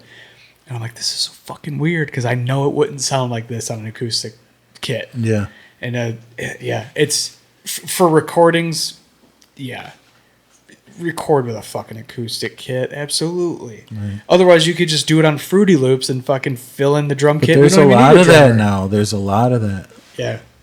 Yeah, I mean, you go to Spotify and you'll just find endless amounts of music that it's still somebody doing it, but it's all apps and programs stuff and Sims and very little actual recording going on. Yeah, right? and it's weird to me. It's weird to me. My brother, Like I like to use microphones. You know what I mean? Yeah. I don't even like taking the guitar into the interface. right? Like You go in would- a direct let me- box, run one to the amp. Let me mic that one with maybe a couple mics if you got a 4x12. Yeah, And then run a direct signal also, so you can always play with that one later. yeah, But you need that real amp. You know, I love the sound that it makes and the dynamics of it. You know, feedback and stuff like that that you just can't get from programs. pedals. Right. Yeah, I mean, like miking. So we got a PV Valve King over there. It's a 4x12, a slanted cab. There's so much you can do playing with mics. Like we had these. So I had a Shure drum kit, miking kit. It was like fucking like 8 Little black box. Or Yeah, it was. on zips. Yep, exactly. Yep, I had exactly that. So it comes with a large diameter dynamic mic for the bass drum, and then everything else is kind of like a. Like a 52A and 3 or 4 57s or whatever. Yeah, I think I had a SM57 for the snare, and I think everything else was almost like the middle size dynamic mics like these guys. But when we would mic that cab, so I'd use all the same mics, and but when I would mic that cab for recording guitar stuff, I would use the SM57 like straight on directly into one of them, and then I would have the large diameter dynamic mic like angled away from it a little bit. And the one thing that we figured out, which it was just dumb luck playing around, is that there's a certain point like in the volume of that cab where it just all of a sudden it has the power, and you can play and it's loud enough to that you could record it, but you hit this point where it's just like whoa, and then everything comes alive. Right. And And you're a better player all of a sudden. You're like, whoa, I sound good. yeah. It's like everything comes out great, and then the mix of those two mics together for those tracks, where you have this like with the SM57 pointed directly at the cone. It just had this like punchy, like almost like percussive corn sound to the guitar, but then mixing it with like that large diameter, mic would capture like the riff without any of the percussion of it. Right. And mixing that together, our tones would sound The closest so cool, to man. center would be sharper. Sharper, yeah. And then as you move out toward the outside of the speaker, it gets less sharp. Right on. As far as like the Treble, okay, right on. Dude, we highs, yeah. high mids. Yeah. The one thing that me and my brother was joked about is like, man, we spent 20 years learning instruments, which now we punish ourselves with having this steep learning curve of trying to record decent recordings. It's like, fuck, what are we doing? We don't have the money to pay a guy that knows what the fuck he's doing. So we're like watching like SMG or whatever on YouTube and like Googling everything, like trying to figure out what to do. Like, what? It sounded so good on my tabletop fucking speakers. We put it in the car and it sounds like muddy dog shit. It's terrible sounding in the car. What do we do? The car now? test. The car test. It shows you. But I kind of miss the hustle of doing music, man. I do. There's something. There's a video. Do you know who? What's his name now? I can't remember his name off the top of my head right now. But he produced the first. Yeah, he produced Nevermind for Nirvana. What is his name? Anyway, I saw a video, and I think it was that album, and him and Dave Grohl are out in this like 87 Toyota or something in the snow, like windows all fogged up and everything. This car is like all dilapidated, and they're listening to the album, record? the mix in the car, trying, but you could tell that nothing had ever broke for him yet because the car they were listening to it in was just dilapidated, Yeah, just a falling apart, you know, rusty piece of 10 shit. years later, they're listening to it in, a Range Rover or whatever. Yeah. Oh man, who produced that? I gotta look this up. Man, I'm gonna kick myself when I hear his name. It's gonna be like, oh,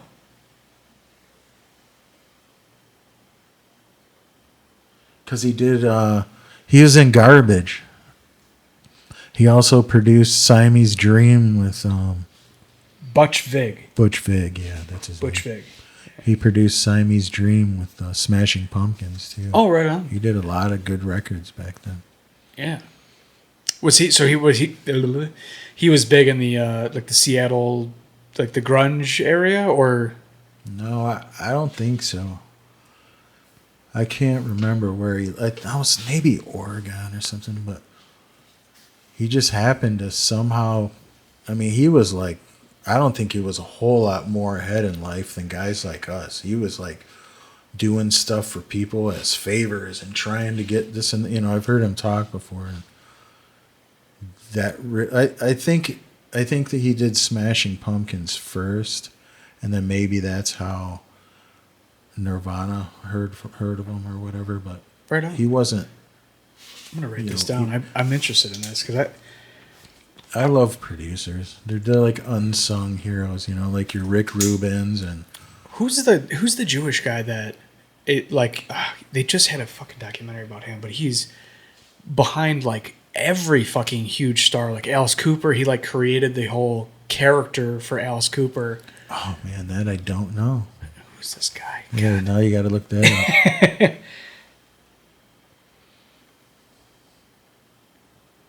Rick Rubin, I love. He's like a modern guru. Oh yeah, What a character! And like his early starting in like a college dorm room, I think he went to NYU or something. He's like a young kid just trying to make records out of his dorm room. Mosquito in here.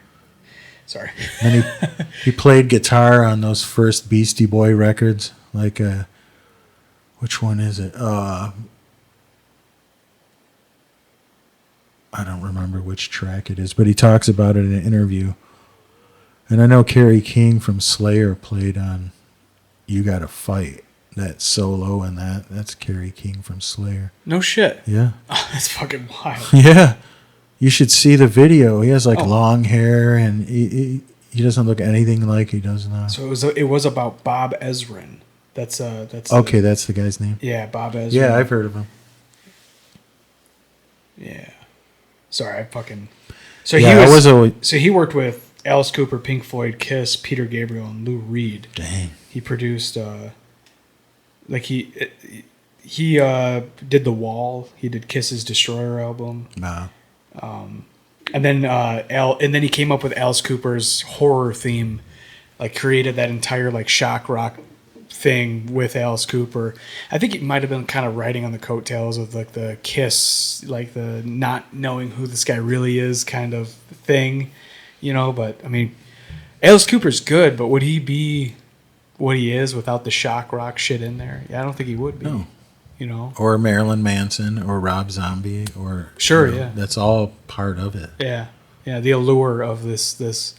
Yeah, that's like when me and my brother were in bands, I wanted John Five even. Yeah, right. Great guitar player, awesome. Incredible but he guitar has player, that little bit of edge because he's just this character. Yeah. Same with John Lowry, I think is his name. Shit. He grew up in Grosse Pointe, I think. Did he really? Yeah, he worked at shit. Guitar Center in Roseville. No shit. I grew up 3/4 of a mile away from Guitar Center in Roseville, the original one, before they moved up to Gratiot and Masonic. Masonic. When they was at Gratiot. That's where 12. I lived by that way. Right on. When it was at Gratiot in 12, I grew up 3/4 of a mile away from there. I used to walk there to go play the drums. Piss the guys off. I'd walk in, they'd be like, "You got 20 minutes today." Right. And you worked there. Dude, that's fucking crazy. No stairway. Yeah. Yeah. That's wild. Who's the fucking the Limp Bizkit guitar player? Why am I drawing a blank on his name? Wes Borland. Wes Borland. Super cool riffs, really weird style, like definitely standout style for that era that he was in. And but again, that's a guy that like made all these fucking costumes and make himself this like legendary weirdo that Buckethead. You ever? Oh yeah, Buckethead. Buckethead's the shit, They're dude. around, yeah. Yeah. And I think a lot of them are guitar players. Yeah. To stand out maybe. And well, there's it is probably the biggest group of musicians, right? Yeah, guitar you players? put out an ad for guitar player, you won't be able to keep up with the mail. Right. Put out drummer, You get one or two guys. They're like he's already in 4 bands. right. He lives far away. Yeah. Yeah, I loved that as a drummer. I was in all these vastly different bands at the same time. Like, this is awesome. Yeah, it probably helps your playing a lot too. Oh, for sure. Well, I grew up in jazz band in school, and orchestra. So I'm like playing fucking marimba and at school, and then I'm going home and I'm playing in this like Lamb of God-esque band. It's just like, this is so funny. Or like playing in some like pop punk like Blink-182 cover band, and which I hated. I hate Blink-182. I'm like the only guy who can't stand that band.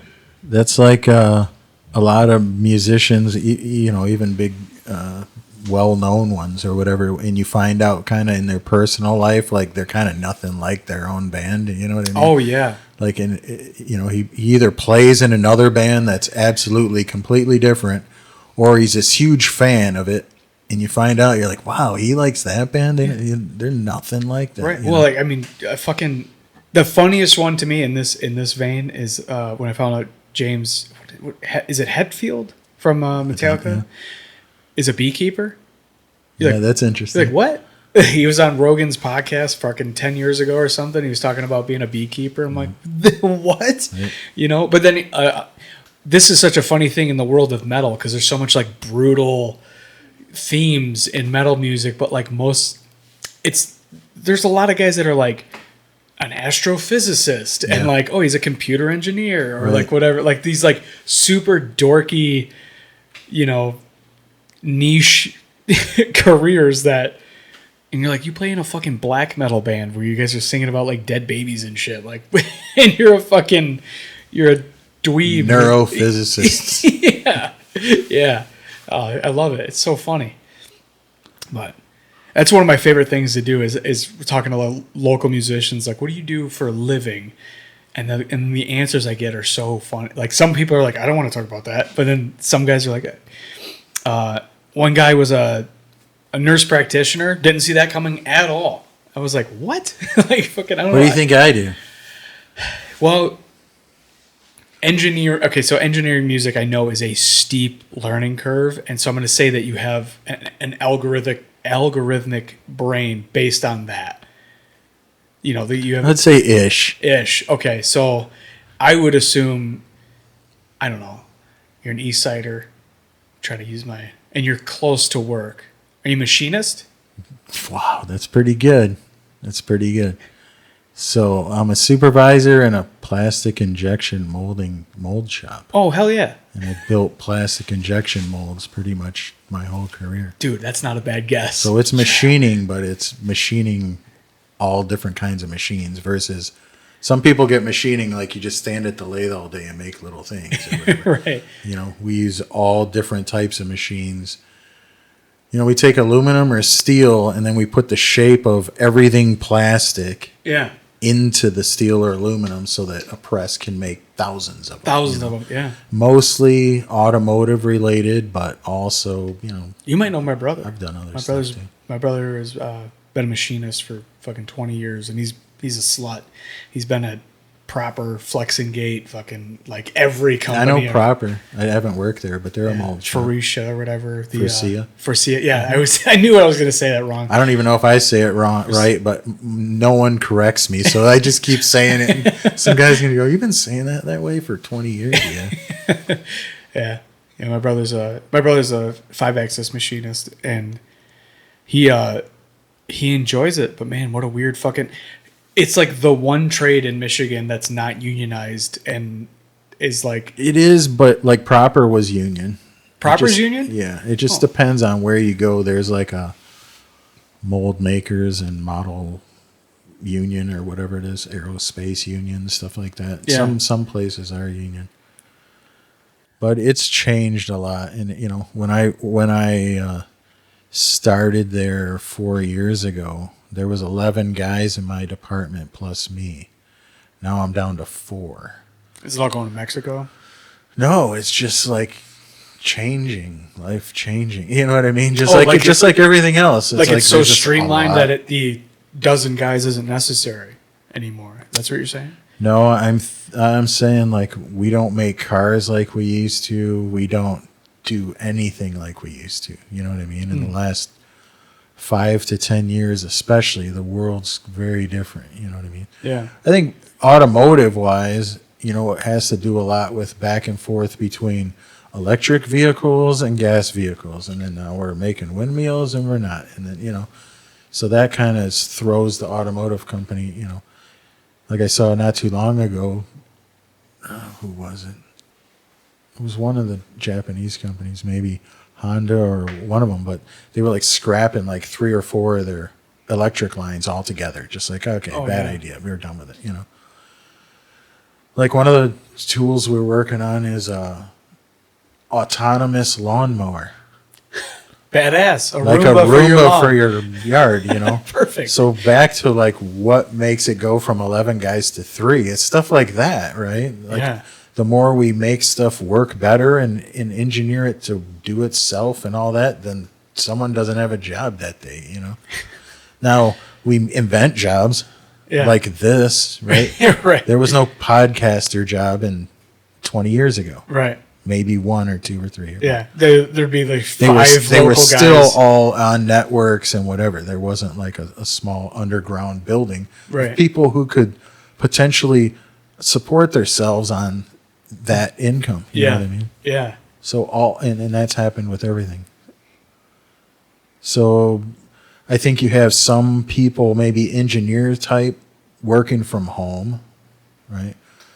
That started, you know, back a few years back, and that became a thing. So now maybe shops don't have quite as many people in their CAD departments and engineering departments and stuff, you know. Stuff definitely has been manufactured more overseas in the last 20, 25 years, but that started in the 90s, you know, so we're kind of used to that. And we still had, you know, a lot of industry here, but it's just morphing. Yeah.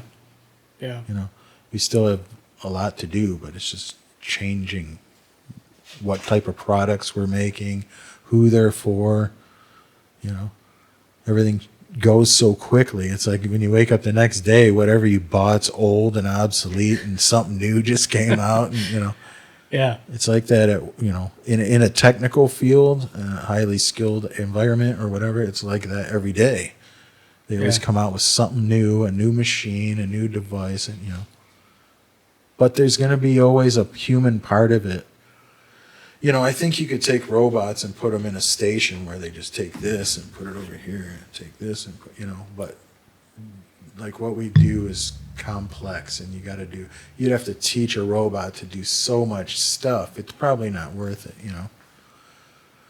I know they're talking about like design work and stuff being done by AI, you know, where I can just take this part and feed it in the computer and say, hey, design me a mold that's, you know, with AI prompts. Yeah. Design me a mold that will make this part the most economic way possible with the least moving parts or whatever. And there it is. Yeah. Okay, design done. Send it out to the floor. You know what I mean? I mean, they can do so much of it, but then it gets apart. You got to have a human at some point. Right.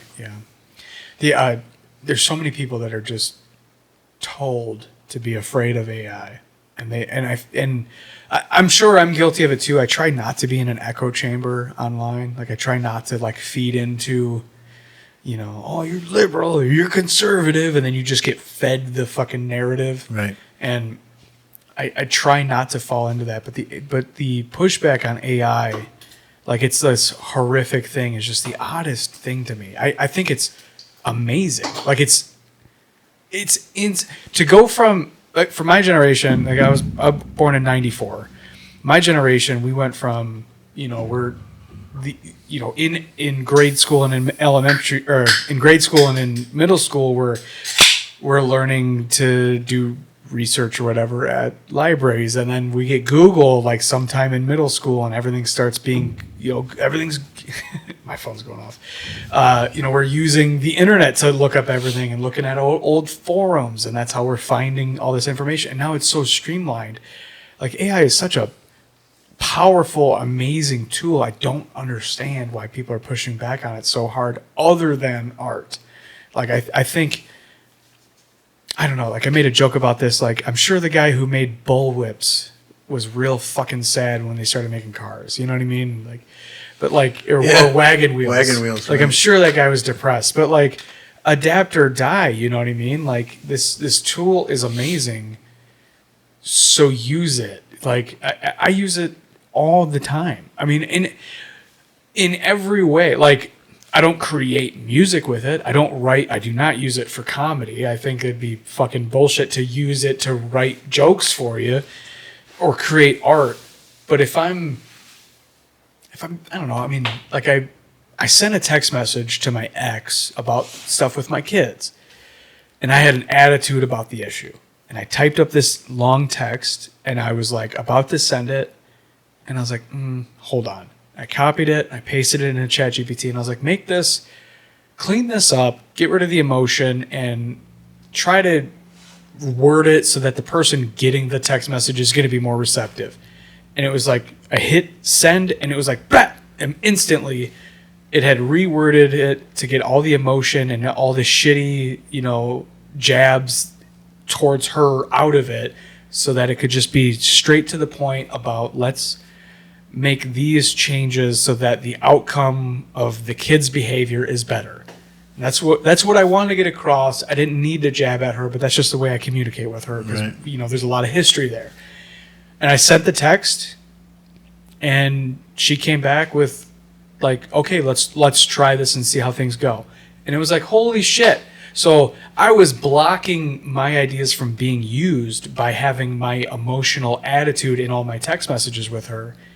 And I just thought that, that bitch is never going to fucking... even if I have a great idea, she's never going to fucking take it. Right. But... So, like, I don't know. To circle back to AI, it's like, there's the old joke, like, you can use a hammer to build a house, you can use a hammer to hit yourself in the fucking head with it. It's like, what you use the tool for is the accountability falls on the user. So you have this amazing tool that can streamline a lot of shit. Yeah, for sure. I mean, if you use it to make fake podcasts, which people do, which is asinine and weird, who the fuck's listening to that? Or make music, which is asinine and weird, and who the fuck wants to listen to that? A lot of people, believe it or not. It's disgusting. That one is fucking weird. And anymore, like, in the music industry, it's not that I don't think it's going to replace, touring bands, right? But what, a big part of my interest is sync licensing and getting music into TV and music or movies. Yeah. But I don't think Netflix could care less if it's a real person or not. Maybe right now they have things in place to appease people or whatever, but in the long run, they're going to be like, we need 4 songs for this episode. Done. Right? Yeah. No fees, no paying people for nothing, right? Yeah. No back end when the thing takes off in syndication, no re-upping the contract after nothing. Yeah. That's scary as hell. And the music will probably be excellent. No one will know. Because No one will know. It's pulling It's just from a all the scene when greatest- you're watching the thing and you hear some music in the background. And Yeah. you're never going to know whether that was really a person or not. Yeah. But it did, let's go back to the 60s and 70s. There was a whole group of people in a studio making all the stuff, The Yeah. guy with the coconuts going in Right. the background and the footsteps. Right. Right. Right. You don't need all that. Yeah, the So- Foley artists. Yeah, so they're all gone now, right? But Yeah. then, like I said, now you have people doing, podcasts. So you didn't have that then, now you do. Yeah. People have taco trucks. What are they called? Like a food truck? Food trucks. Yeah. Right?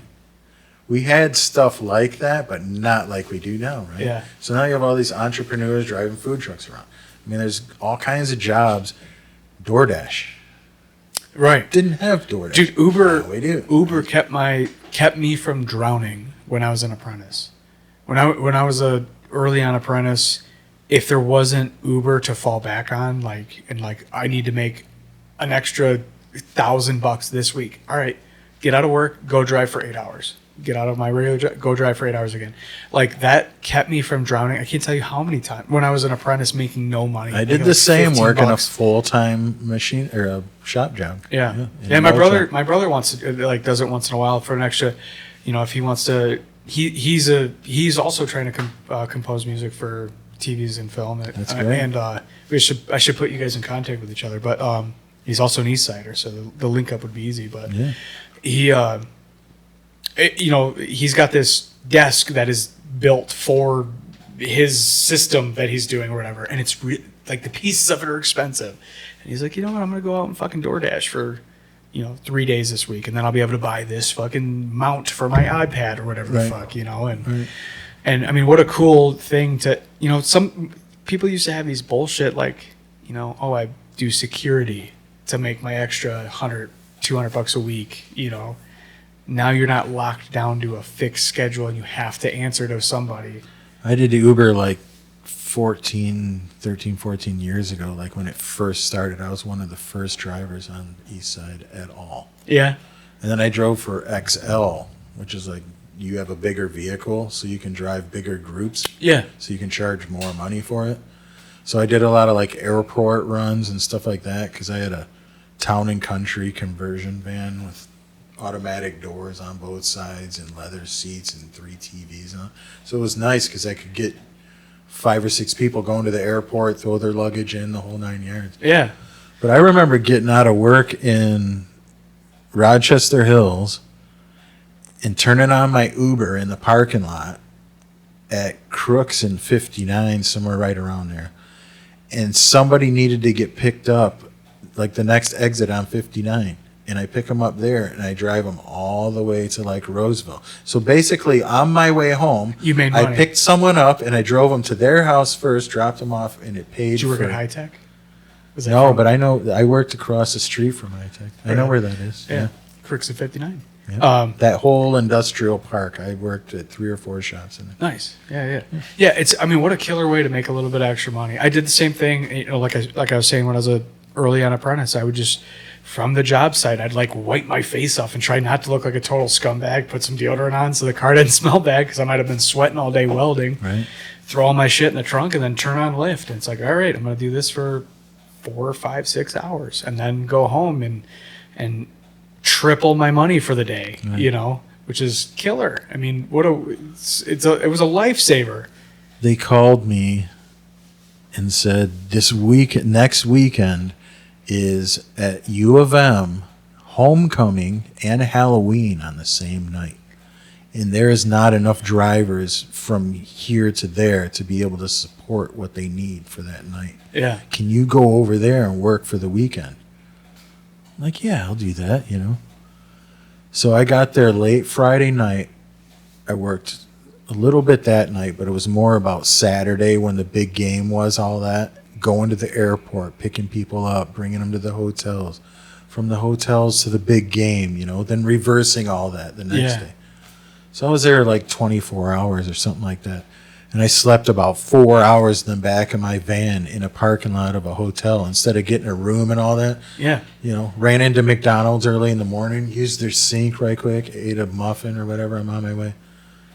But I think I made like $1,200 or $1,300 in that short time. It's awesome. Came home like, here we go. Dude, I love this. I have a not exactly that, but I have a similar story where I needed money and I was having a bad week. And I was doing Lyft for like 2 months at that time. On and off a little bit, like, I wasn't like fully going yet. Like wasn't doing it almost full time like I ended up doing. But I turned the app on. I'm like, I just need to make like $200. Like that's what I'm not going to shut this app off until I make $200, which is like a full 8-hour shift. And at least at that time, I don't know what it's like now, but so I turn the app on. I do one ride. It's a quick little fucking $7 ride. Boop, boop, from work to home or whatever. And then I get another ride and it's like another quick ride home, and then it's getting late, and I think it was it must have been a Friday or a Saturday, because then I was starting to get the bar crowd going to the bars, and I picked these 2 girls up, and I'm driving down this like pass through in Auburn Hills, where it's like an industrial park, but it passes between 2 main roads, like from the neighborhood where they live to like where the strip is, where all like the bars are for the college town, and blow my tire apart, and I don't mean just like popped. Like, oh, it's deflating. It was fucking ripped apart. And I'm just like, God damn it. Like I needed $200 extra, and now I have a catastrophic flat. Right. Where it's going to cost me, $200 to replace that. And so I cancel the ride. I have to put in like a reason, and my car broke down or whatever. So I cancel the ride. I get the girls another lift, and then I start changing my tire.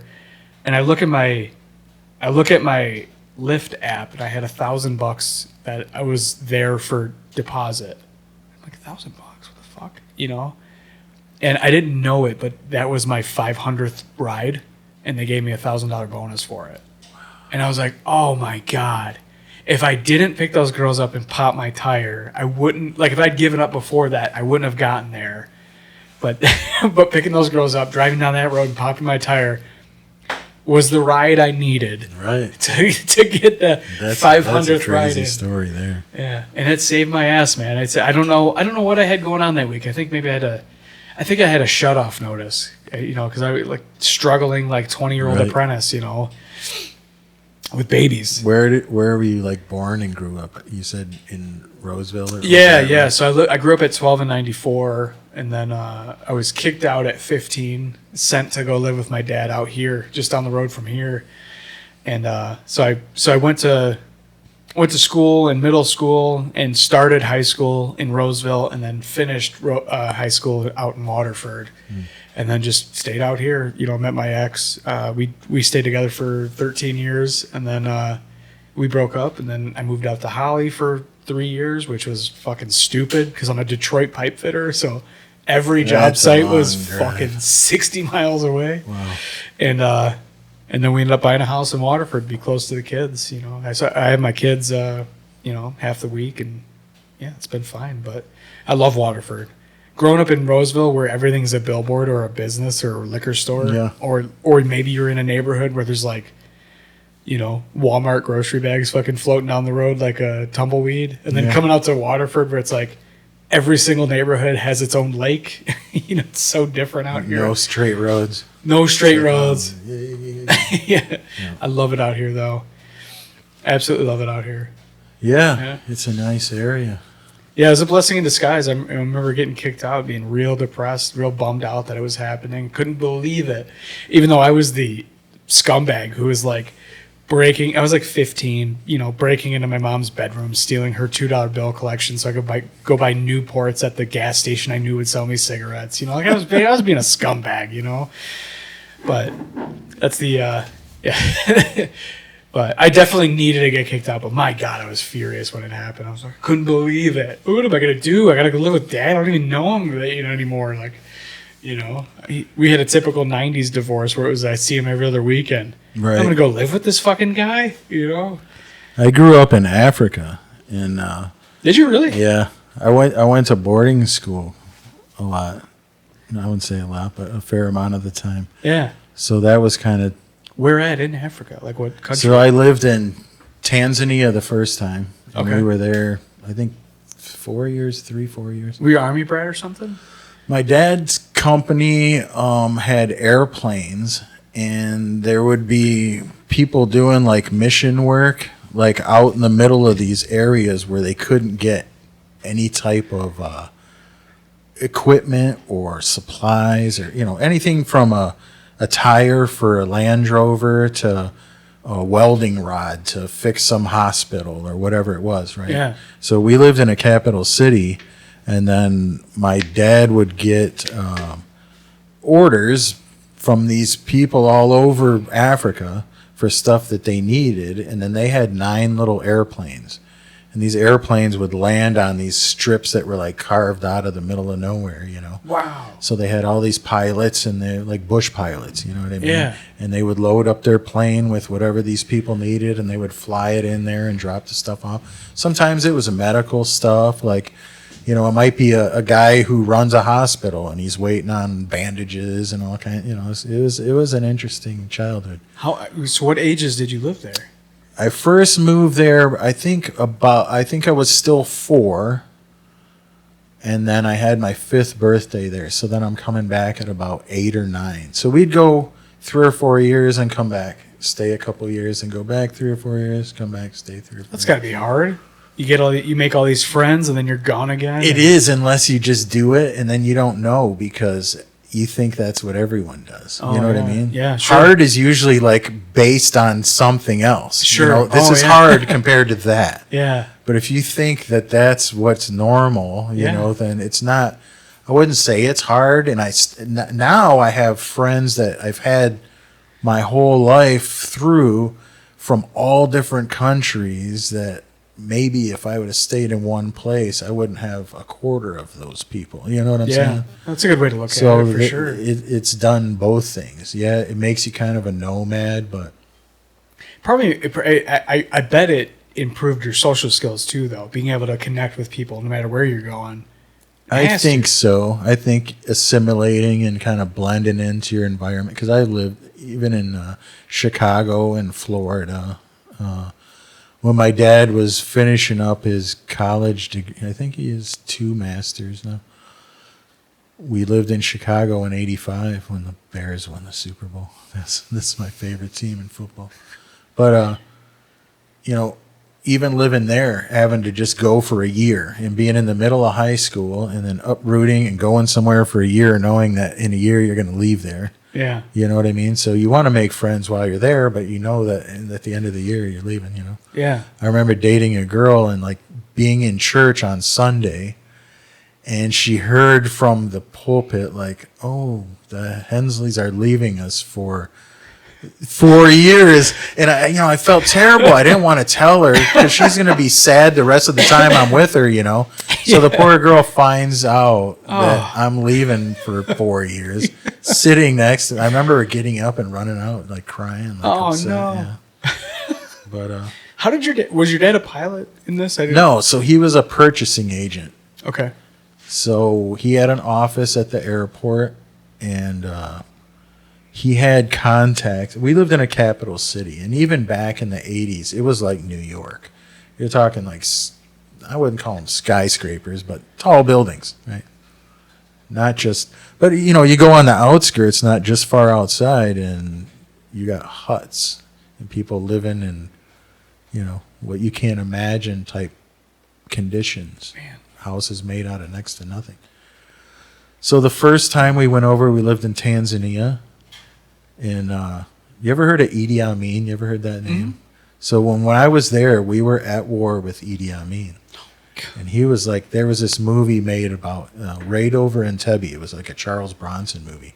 And it's made about a situation there in Uganda.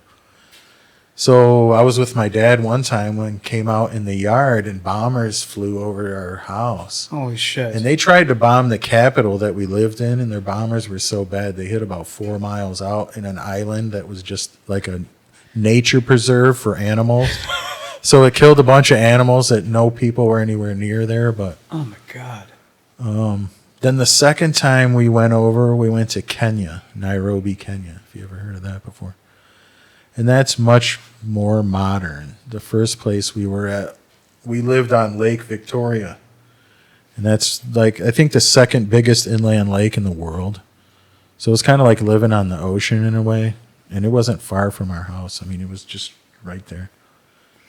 So we would get fish from the lake that were 400-pound Nile perch. 400 pounds. These fish are, yeah, you can Google like it. Yeah, they're big like people. And we also hunted our food. So my dad was a big hunter, and I remember being like, 6, 8 years old and going, we would get, like, it was like a pass or like some kind of ticket that you would buy, like you do for a deer, right? And I remember going out one time, we went out at 6 a.m, by noon we were done, and I think he had 9 animals. And you're talking like Thompson gazelle and impala, warthogs, wildebeest. Oh my God. Like they look like wild cows. They run in Yeah. big packs, Yeah. like from Lion King. Buffalo, Cape Buffalo. Man, this is Hunted crazy. all that stuff And how are you at getting 6, 8 these- years old. How are you getting these animals back? You guys So they have what we were in like a Land Cruiser or a Range Rover or a Land Rover, any kind of big 4x4 like that. Yeah. And it was cool because they would let you hunt out the window. So my dad had a 30-06 and the Game Scout had a 458, like an elephant gun. And on 3, here's a big buffalo, and they'd be like, 1, 2, boom, and they pull the trigger. And you'd see 2 bullets hitting the same thing at the same time. And sometimes it would still take off running.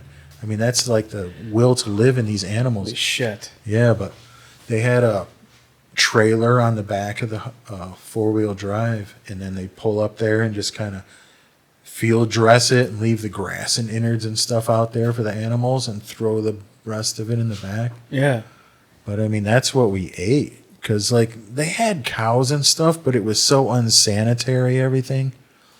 So we'd have, So it's almost healthier to get your own.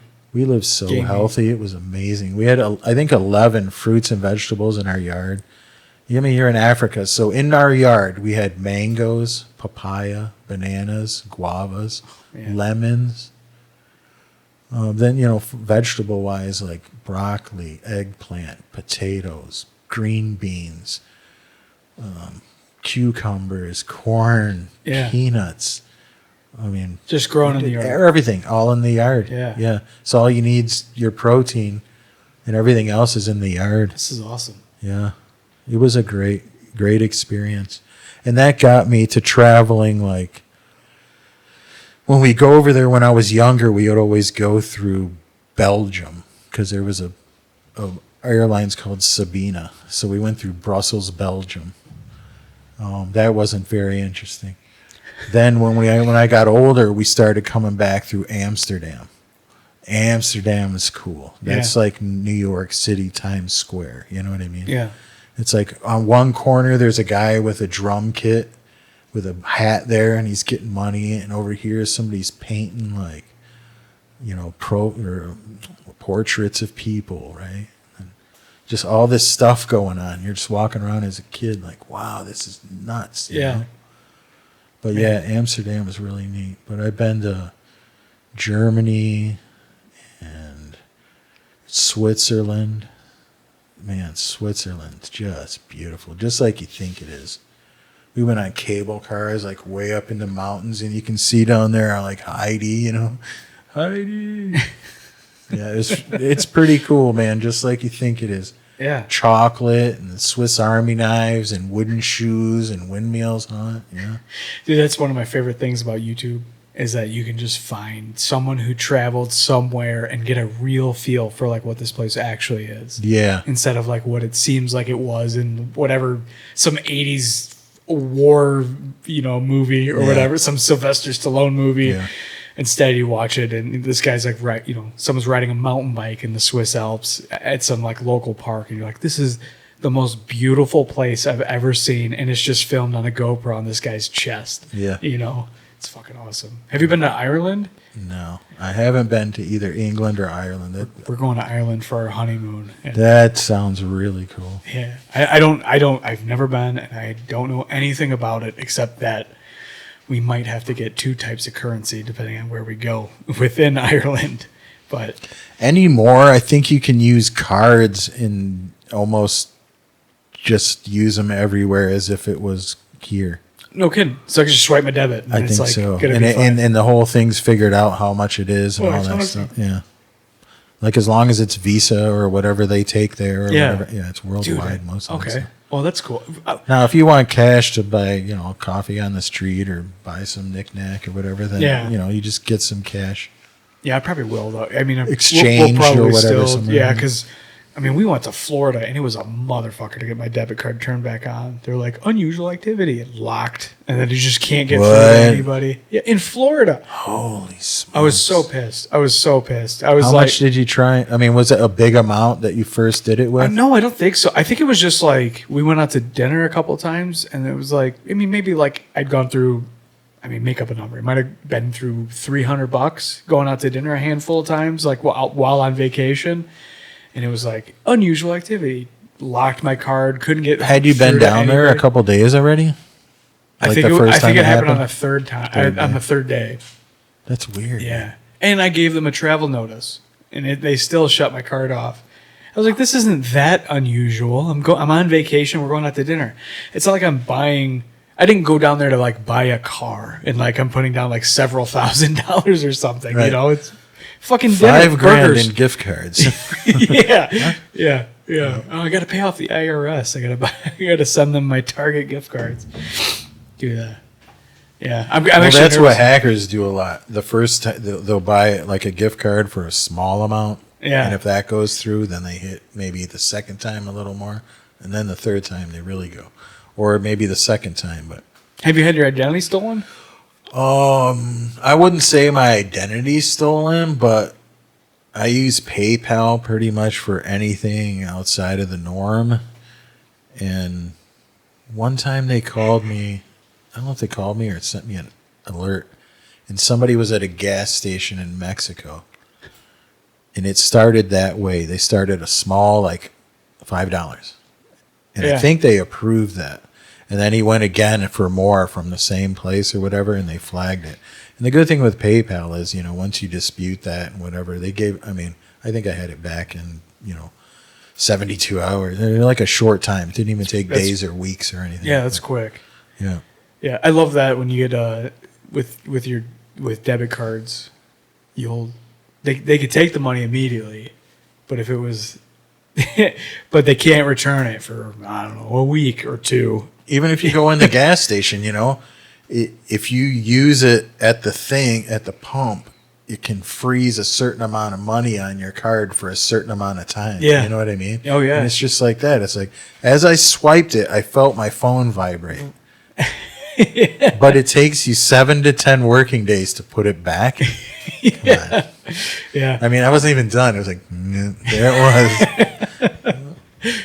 Oh man, that was my when I was a young broke guy. That was my move. That was what I would do is I'd swipe my card and start the pump at the gas station, and I'd run inside to buy my cigarettes because I had money for one of those things, but not for both. Right.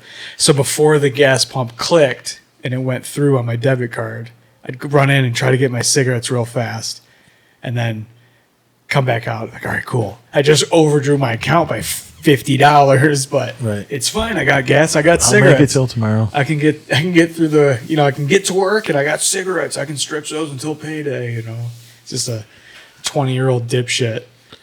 So I think 86 we came back from Africa for good. Like I haven't been back since. And then we lived in Madison Heights, like 12 and John R. No kidding. Man, how weird is that to So go I from went to living high in school, Africa? finished high school there, Lamphir, and graduated. How old were you in 86? That was like senior 16. year? Oh, 16. Okay. So, man. I was born in 70. 7. Okay. How weird is that? I mean, It's cool having a birthday ending in 0 like that. For math. Easy math. Yeah. It's like, I wouldn't remember my own age if it wasn't that easy. So I was born in 94. The only advantage I have to that is remembering the year I was in a grade lines up. Right. So 2004, I was in 4th grade. 2012, I graduated high school. So like, it's really easy to be like, oh, 7th grade, 2007. It puts you in the grade. Now you just got to remember your age. Yeah. Right. Yeah.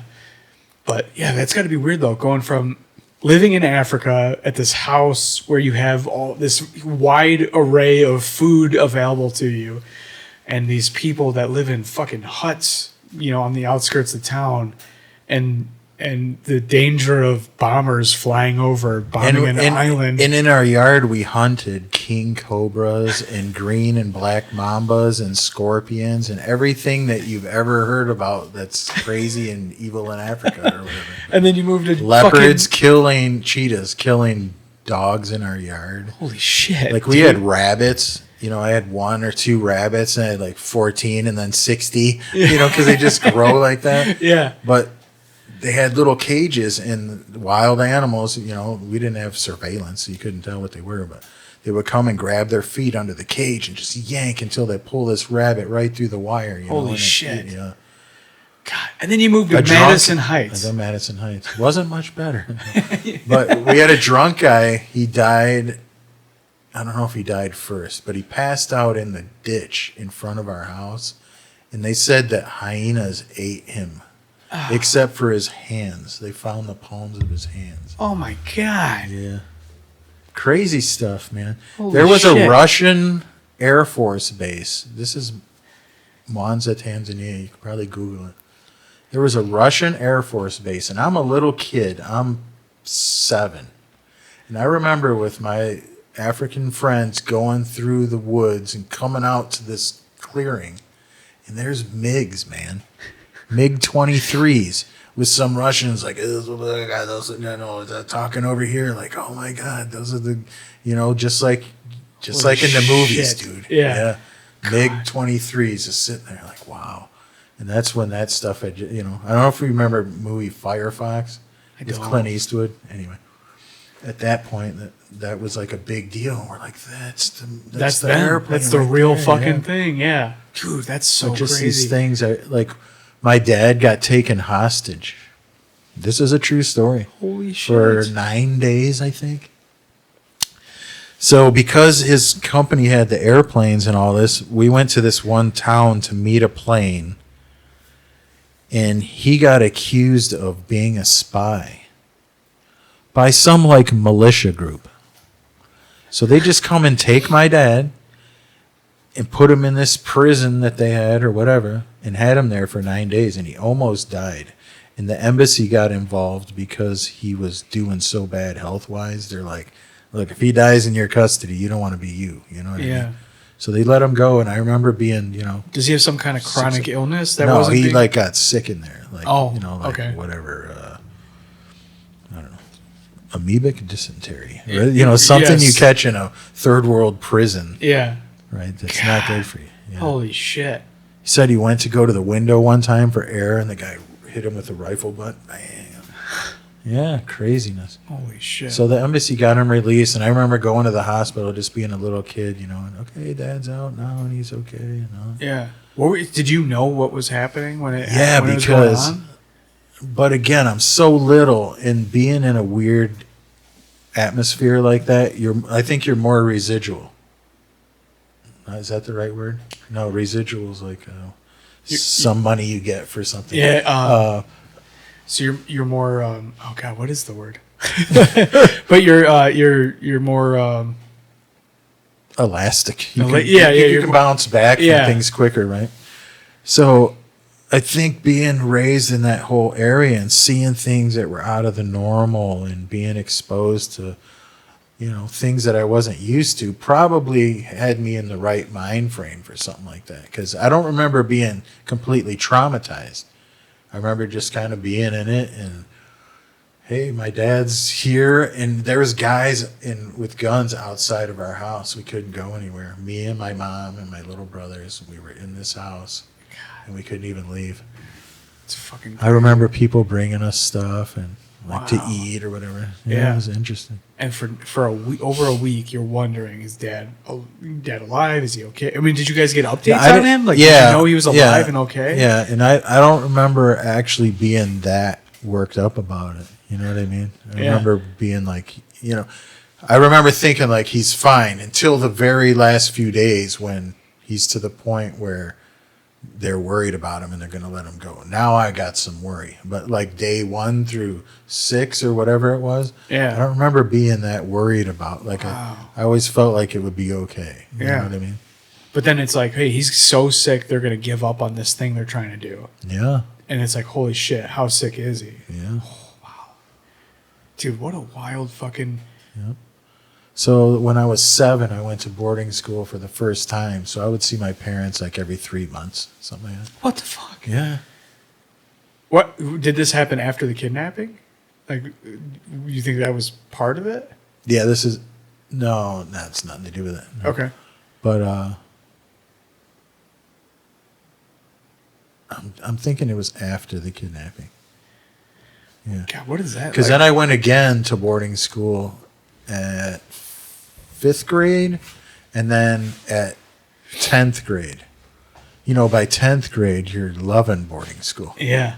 My parents would be like, when are you coming home for the weekend? And then when I would bring like your girlfriend and your friends and everybody, you just brought school home with you, Yeah. Like, well, we didn't really get to see you much, but you that's your family, and it's even teens in regular school, you bond to them really closely at that time in your life, you know.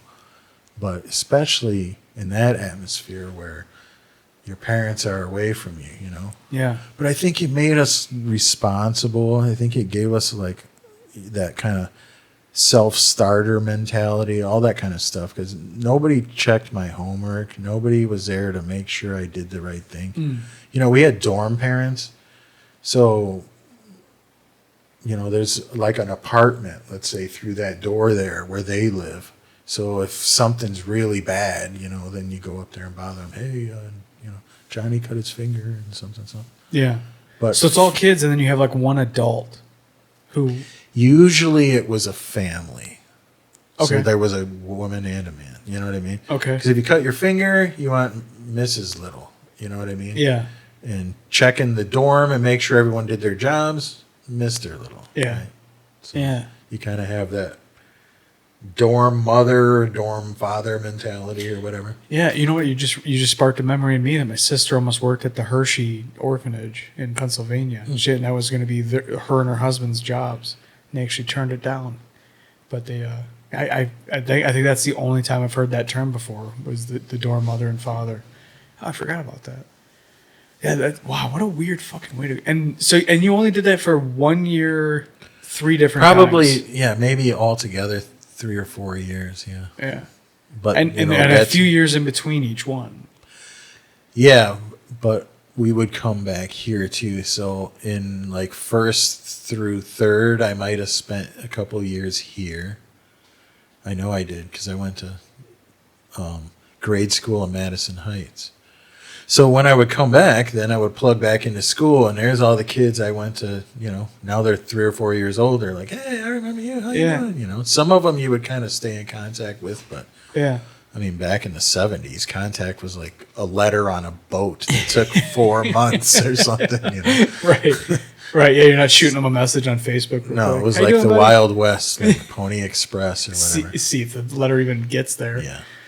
Wow, dude, that's We had to take wild. everything that we needed, especially the first couple times. Everything we needed for that whole time, we had to take with us at once. to the dorms. No, to like from here to Africa. Oh, you know? So okay. my mom would have to guess, like, okay, he's wearing size 10 now. Oh, 3 holy years shit. from now, he'll probably be in a 15. So I'll buy 30 pairs of jeans and buy 5 of each size. Oh or, my you know god, what I mean? what a pain in the ass. Now it's much more modern, you know, but when we were going, you couldn't buy anything. You can buy jeans or shoes or none of that, you know. You Yeah. could, but it was like a whole different. What an interesting way to grow up, man. Yeah. It's crazy. I had, you know, high school bands there, and we played Van Halen songs at the Valentine's banquet and Judas Priest at the basketball tournament for 400 people. You You know, guys are that wearing was like fun. Super Bowl shirts from teams that didn't teams win. that didn't win. It's such a funny story, ain't it? But you know it's true. Dude, that's There's Lions shirts out there somewhere. Super Bowl champs, Detroit Lions. Did you have any grief being a white guy in school in Africa? I mean, I don't know how grief like. I mean, like you weren't like fucked with, bullied, Oh, okay. singled out over it. No, not at all. I went to a. It was established in the late 50s. And the cornerstone was laid by Theodore Roosevelt. It's about 400 kids from grades 1 through 12 Oh wow. from all over, as far as the Middle East, not just Africa, but even Yemen. I had a friend from Yemen come all the way to Kenya to go to school. Wow. So we had some kids there who were nationals of Kenya, whose parents, some of them were either government officials or lived in the area. I went to school at, it was like almost 6,000 feet elevation up in the mountains. So the capital city was down in the plains. You might have heard of Rift Valley before, but anyway. I have heard that. Yeah. The Rift Valley is kind of low down here where the city is, and then we went to school way up here. But we played soccer and rugby and basketball. I played rugby most of even when I came here, I played for Detroit Rugby Union when I was like 18. They used to play down at the Light Guard Armory on 8 Mile, 8 and Ryan. But, you know, a lot of it's British culture because Kenya used to be a British colony until like the early 60s or something like that, like India was, you know, with Gandhi and all that. Yeah. So, you know, they have like tea and, you know, customs like that, like they would in England. And I remember when I came home from the first time from Tanzania, I had gone to a Australian school for maybe the last year. And so I had this really strong accent. Like when I came back the first time, all my relatives were like, "What in the world? You sound like you're from Australia." Wow. Yeah. But like I remember seeing sliced bread, and I don't remember the story, but my aunt was talking about how amazed I was that the loaf of bread was already sliced. Like the saying, the greatest thing since sliced bread. Yeah. I swear, because we went to bakeries and we just got a loaf of bread, and when we got home, we cut it up ourselves. Yeah. And I was like, wow, it's already cut, you know. I don't really remember it like that, but she always would bring it up. Yeah. And I remember they met us at the airport in New York. And when we got to her van, she had a whole box of Cookie Crisp. And it had just come out, but we came from Africa. We didn't know what that was. We ate the whole box, me and my little brother, with no milk from there to the hotel that we were staying at. We ate that whole box of Cookie Crisp. We couldn't believe it, you know. I remember my brother seeing an escalator. You know, he's like 4 or 5. He'd never seen such a thing. And just watch a person go, you know, you can just see him going, wow. But, you know, we would plug back into reality every couple of years. We didn't have a TV over there, you know, till the 80s. We came back in 81 or 80, something like that. So we were gone like 76 to like 80. And I remember we came back and we just had a tiny little 13-inch black and white TV. That was our family room TV, 13-inch black and white. Yep. Me and my brother just thought that was the greatest thing on earth. We didn't even, I mean, I went there at 4 and he was like 2, so we really didn't remember TV even what it was. You know, I learned to speak the language there pretty well at that age, not so much anymore, but I can hear it and understand it a lot, you know. Mm-hmm. That's how my grandpa was. He's from, you know, he's from Lebanon, but he came out here pretty young, and when he'd hear people speak Arabic or Hebrew, he'd pick up on it, but he couldn't speak it. You know, like we went to go see Passion of the Christ. He's like, I didn't need to read the. Wow, that's neat. You know, but he's like, I can't speak a lick of it, but you know, he could understand it from his, you know, from being around family. If we got like dropped off at the airport or something and we had to just get moving, I could probably get us out of some jams, you know, speaking wise, but it would sound pretty bad to the guy listening. Yeah. You know? Yeah, it'd be like Paige trying to order in Spanish at the Mexican restaurant. Like, stop, she speaks English. Fucking, you suck at this. Like, well, like when we were little, Tarzan was big, like the black and white Johnny Weissmuller Tarzan, right? And you would hear it was real Swahili, but they would say like tree, car, man, red, water, blue, wall. You know, they were just throwing out Swahili words that didn't mean nothing all put together. You know what I mean? So we'd be listening. We're like, "What did you hear? What he said? It didn't make any sense at all." Oh, that's hilarious. So the guys doing the show will probably just have like a Swahili book, and they're just like, these words sound funny. Dude, that's fucking hilarious. Yep, they're just using whatever words. It's like a white girl with complete sentences at all. With a Chinese character tattoo, and it just says like donkey or whatever, and you're like, what does that say? Oh, it says prosperity. Prosperity and patience. It doesn't. It sure doesn't. Man, what says I got ripped off on this tattoo. Yeah. That'd be hilarious. Dude, what an interesting way to grow up, man. Mm-hmm. And so like so you're there in the 80s, and I mean, I think of the '80s. It's like fucking Seinfeld. It's like Cheers. You know, it's like this is pretty modern. It's just we don't have cell phones yet. Yeah. But like life in America is pretty much the same except for computers and cell phones. And is just changed one format for another, right? We had 8 tracks, we went to cassettes, then we went to CDs. Yeah. And that's all we've done, really. We're kind of the same. We just changed what we how we do it. Yeah. And yeah, it was culture shock a lot of times to come back and the difference that 3 or 4 years would make. You know what I mean? Like when you left, this was really cool. And when you came back, nobody cares about it anymore. You know? Like we would leave in the clothes you bought, you come back 3 or 4 years later and no one wears that anymore. Yeah. You know, stuff like that. Oh, so, it's kind of like Champion is now like the really cool brand. Yeah, right.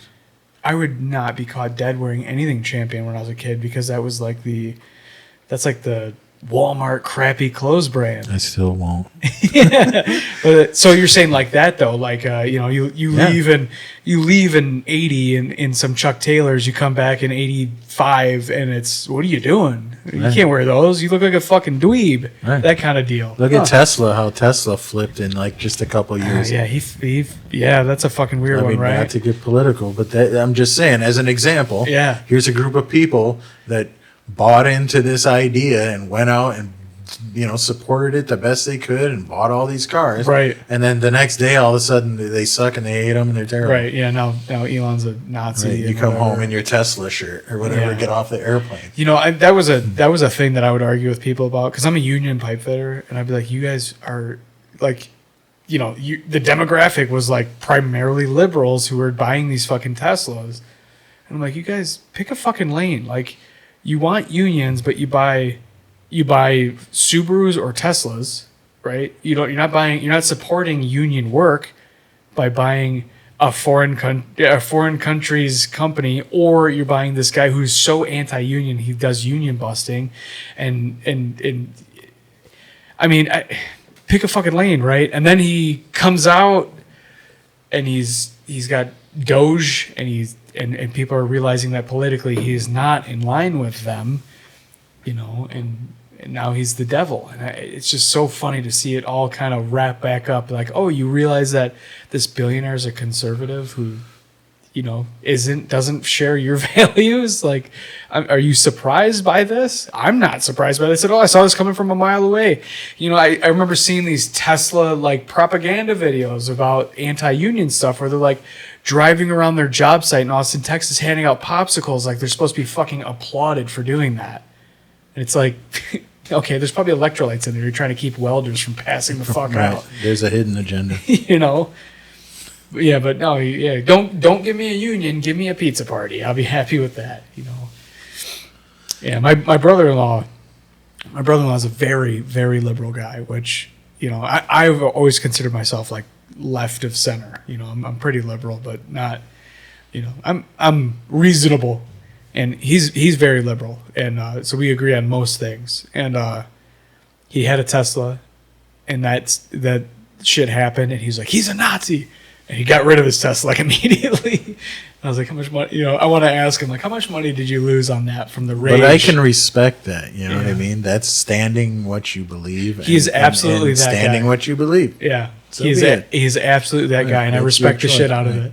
But I do want to ask him how much money he lost on that Tesla because he got rid of it like it couldn't have been. I'd be surprised if it was more than a week. Wow. Because he went from like, that's gone, and now he has then he had a Ford Lightning truck, and then I don't know what he has now. I don't know if he still has that or not, but it was fast, It's so funny. Because I don't know. I wouldn't get rid of my car because the guy who runs the company does some goofy shit. Right. But dude. I think there's groups, all different types, but people who are easily swayed back and forth just by trends or stuff like that, that drives me nuts. Yeah, like you said, if you have strong convictions and believe what you believe, whatever that is, that's better than just kind of not really picking something to believe in, and then every day you're a different guy that I meet with some kind of other story that you're trying to tell me about that you just read yesterday. Specifically in my family, my dad is a social chameleon, and I used to find it endearing because he could get along with anybody. And kids are smarter than people like to pretend they are. And I remember thinking as a kid, like, man, it doesn't matter who he's talking to. He can get along with them. He can connect with them. But as I've gotten older, I'm realizing, like, you stand in the middle of the road, you get hit by cars from both sides. Mm-hmm. You got to commit to who you are. Right. You don't want to lose yourself to being adjustable. But everything and every day doesn't also have to be a demonstration march. You know what I mean? Yeah, absolutely, for sure. Like years back, the president would change, and you didn't really even notice it in the feel of the way the country was. Yeah. You know? Now it wasn't so polarizing. It was just like another guy was now the president. No big deal. We're going to keep going on and doing what we were doing. Yeah. But now it's just like it has to slam so hard. It's got to be back so one far. way or the other. I know. I talk about. Oh God damn it! What is that? The old mayor of Detroit is running again. Dugan's running as an independent, and his platform is like everyone's without a party. So I'm not running as a Democrat or whatever. He's independent now, and that's how I feel. I'm a guy without a party because socially I'm liberal, but fiscally I'm semi-conservative. But like also I feel like the left has gone so far that it's too much. Everyone has. Everyone has. Yeah, absolutely. Sure. Like I talk about this, but I'm center left. Like I don't think that ICE should be a fucking thing, running around killing people that are demonstrating against them, and then like they're fucking stormtroopers running around pretending that they're getting rid of Venezuelan gang members exclusively. No, you're also like tearing apart like hardworking families who did paperwork wrong. Like that's what you're doing. That's what we need. That's necessary. It's fucking not. But also I don't want open borders, and so it's and like on the left, it's like, you call something life-affirming care, but you're also chemically castrating like toddlers in California. Like that's not okay either. So like, I don't know, man. I'm a guy without a home. Like right. I feel like I'm just reasonable, but you talk to anybody that's been turned into an extremist by their feedback loops on social media, where they're in an echo chamber and people are applauding you getting more and more and more extreme because they're also getting pushed to the more and more and more extreme. And you're like, okay, man, hold on. There's got to be somewhere that's reasonable. The pendulum doesn't need to be fucking all the way here or all the way here. It can be somewhere fucking, down here where it's fucking reasonable, right. And it's, I don't know. I 5 years ago I would have said if you are running as an independent or you're voting as an independent, you're just wasting your time and you don't have a platform. You're just wasting your vote. You're wasting your time. You're never going to get elected as a Green Party member. It's not going to happen. Usually all it does is take away votes from somebody who probably should have got the votes. Right. Yeah, I mean, Bernie, back in 2016, I was very excited about Bernie, and then the DNC colluded against him, and then they pushed through Hillary, who is in the same party as Bernie, but the opposite of him, because she's like the epitome of the man, and that's what everyone wanted to push against. That that's why there was the Feel the Burn movement, and a lot of the people that were excited about Bernie voted for Trump. You guys fucked up. You guys fucked up because people didn't want Hillary. She is tied to the middle class dying because of her husband and NAFTA and all of those mistakes that were made from the mid 80s into the 90s. You guys pushed the wrong person through, and then this party changed so much that Tulsi Gabbard straight up left the fucking party. I can't believe how much has changed in the last 10 years. It felt pretty stable. I felt like I was like a Bill Maher liberal. You know, like I was a liberal with science to back why I was a liberal. And now I'm like, what the fuck happened to the left? It's so far. And what the fuck happened to the right? It's so far. I just like, now I'm just like going through Facebook or Instagram, hitting X's on things I don't want to fucking see because I just can't deal with it anymore. Right. I can't internalize these chaotic ideas, these conspiracies, this fucking Epstein Island and all this shit, that Pizzagate and the Jews have tunnels and whatever, all this stupidity that's going around on the internet where you're like, you know what, man, if I just fucking hit X on everything except for musicians and comedians, like I will be happier. I will be measurably happier if I put the blinders on. That's really what those platforms are supposed to be. You know what I mean? They just turned into like catalogs for merchandise or whatever they are. Yeah. You know what I mean? Yeah. It's very little about what's actually people are doing anymore. Right. Well, and that's the thing, is that these algorithms they reward extremes, you know, because they enrage people that don't believe in the extremes. Right. Or they validate people that do believe in the extremes. And like, I mean, if you posted, I was just telling my sister this because she's getting sucked into this shit and she's like having anxiety issues. And it's like, hey, stop reading this shit. Like, there's an old Bill Hicks joke about this, for fuck's sake. You know, it's like, you turn on the news and it's fire and brimstone and the world is going to fucking end in this many days. The sky is falling. Your mom has cancer, blah, blah, blah. And then you shut it off and you go outside to get some air because you're having a panic attack. And the birds are chirping, and your neighbor's mowing his lawn, and kids are running around with a fucking ball giggling. Right. It's like, you don't have to. This doesn't have to be reality. You know, the Gaza Strip doesn't have to exist to a guy that lives in Michigan. It just doesn't, and thank God it doesn't. Right, and that's part of what being raised overseas kind of gave me, that vision of how it can be somewhere else. You know what I mean? Like I said, being in a war with Idi Amin, or the second time we were there, a group of military guys tried to overthrow the government like a coup. You know what I mean? So we're in our house and we can look down and see the highway, and guys are trying to run through roadblocks and they're getting shot up by machine guns. And fuck. We found like artillery shells and bullets and stuff in the yard later, you know. Holy shit. Then, so going from that to, you know, what we're experiencing here,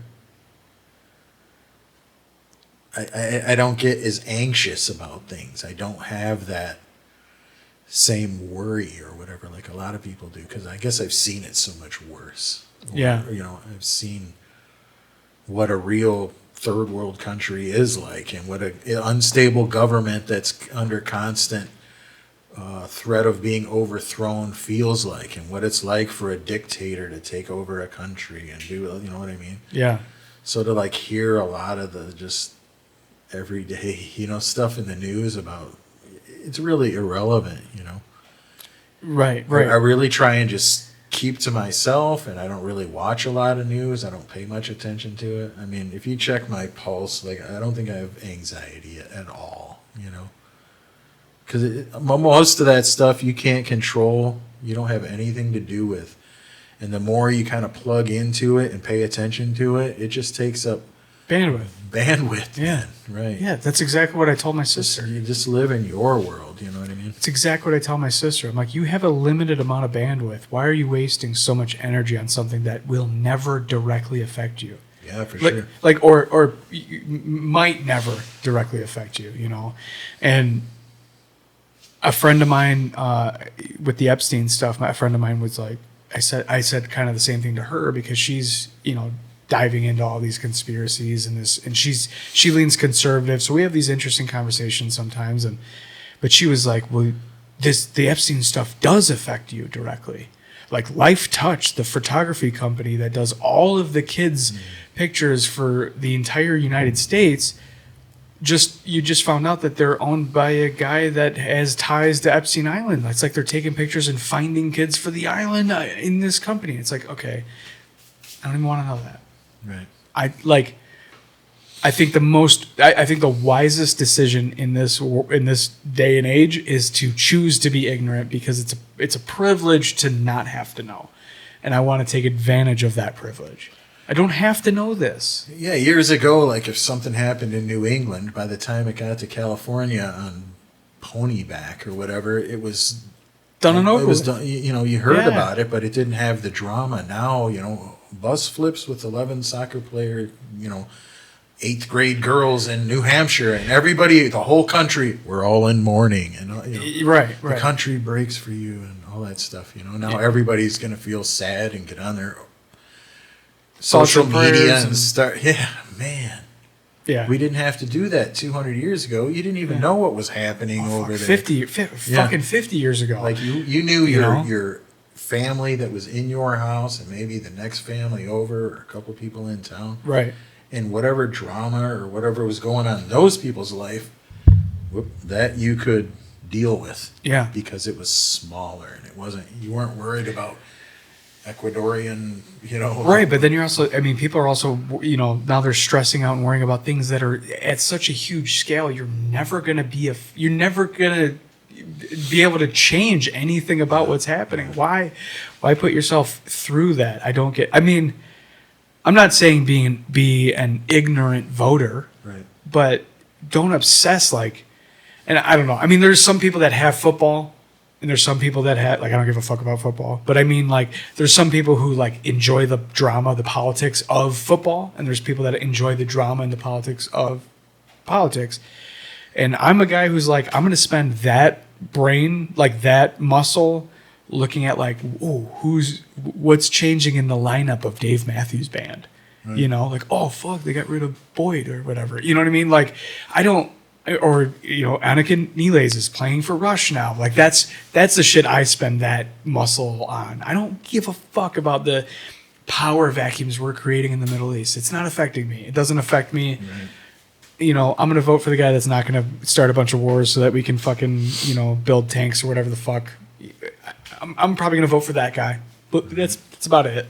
Yeah, I think choosing to be ignorant when we have the ability to be ignorant in this sense is the right choice. I think that's the right choice. Or even if know, you're not necessarily ignorant, but even if you know, doesn't mean you have to jump up out of your seat and go, whatever it is, whatever the action, Yeah. You can still know something, and that's just knowledge. Okay, I know this is going on in whatever country that is, but I have to worry about what's going on here. Right, I got kids to feed. Yeah. Spending the, specifically I don't think there's anything wrong with being educated. I feel like I'm kind of misrepresenting how I actually feel about it. There's nothing wrong with being educated, but when it crosses that barrier and starts affecting someone's mental health, they're overwhelmed by the fact that these things are happening, it's dude, you don't have to do this. Right. If you're born into a place where you're lucky enough to have the privilege to not have to fucking stress out about where your food's coming from and where your next meal is coming from, whether your bills are going to be able to be paid, enjoy the privileges that we have. Right. And instead of staring at a fucking $1,000 phone and instead, and using that to fucking look at the sky falling instead of looking at art with it, you know. But dude, on that note, we're almost at the 3-hour mark. This place is a time warp. Yeah, this has been a lot of fun, man. Yeah. Had a good time. Yeah. Fuck yeah. And by the way, did you want to check out that stuff I brought you? Oh, sure. Yeah. Let me grab it for you. Yeah. Oh, I'll grab it here. Everyone hits their fucking heads on these gamers.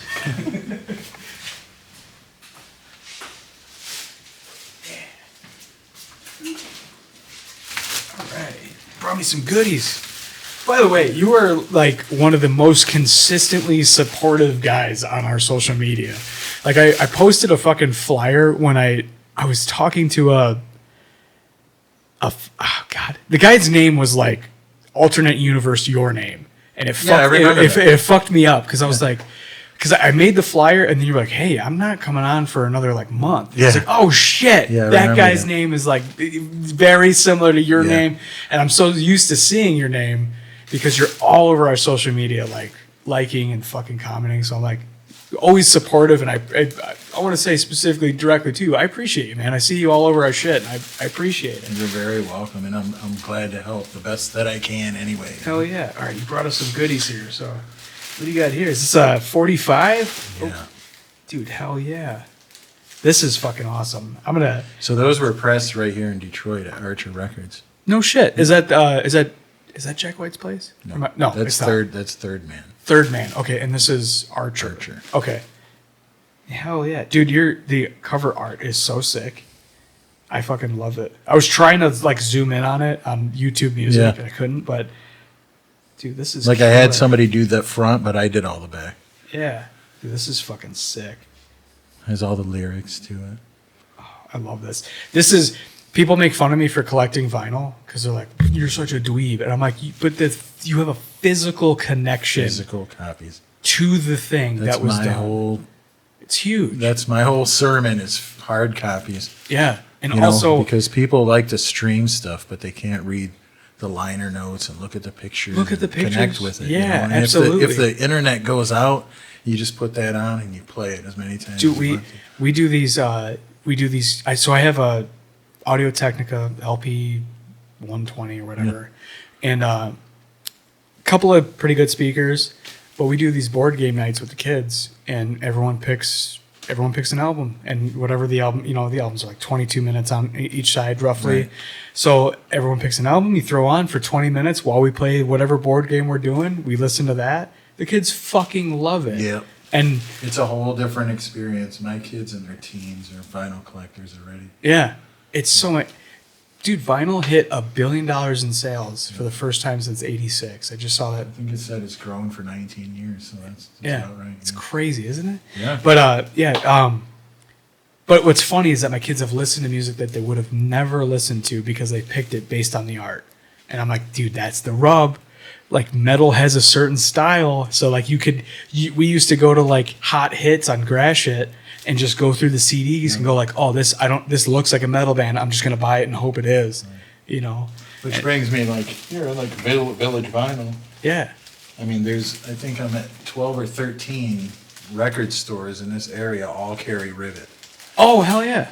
So Oh, I have that's a awesome. personal relationship with all those guys and stop in and make sure they have what they need. You know what I mean? But Yeah. it's really cool to be able to go in there with people or to have people, message me and say, man, I was just at, whatever record store they were at and they happened to see Rivit there. And, I just picked up a copy of your 45. Or, It's you know fucking what I mean? awesome. It's really neat. And Yeah. then one time my son-in-law was in and he messaged me and said, hey, I was just at the record store and they were playing your record when I was in there. And as a kid, there's nothing you've ever wanted more, Than to have your shit one, playing in to a hear it music in store. your radio on the car, Yeah.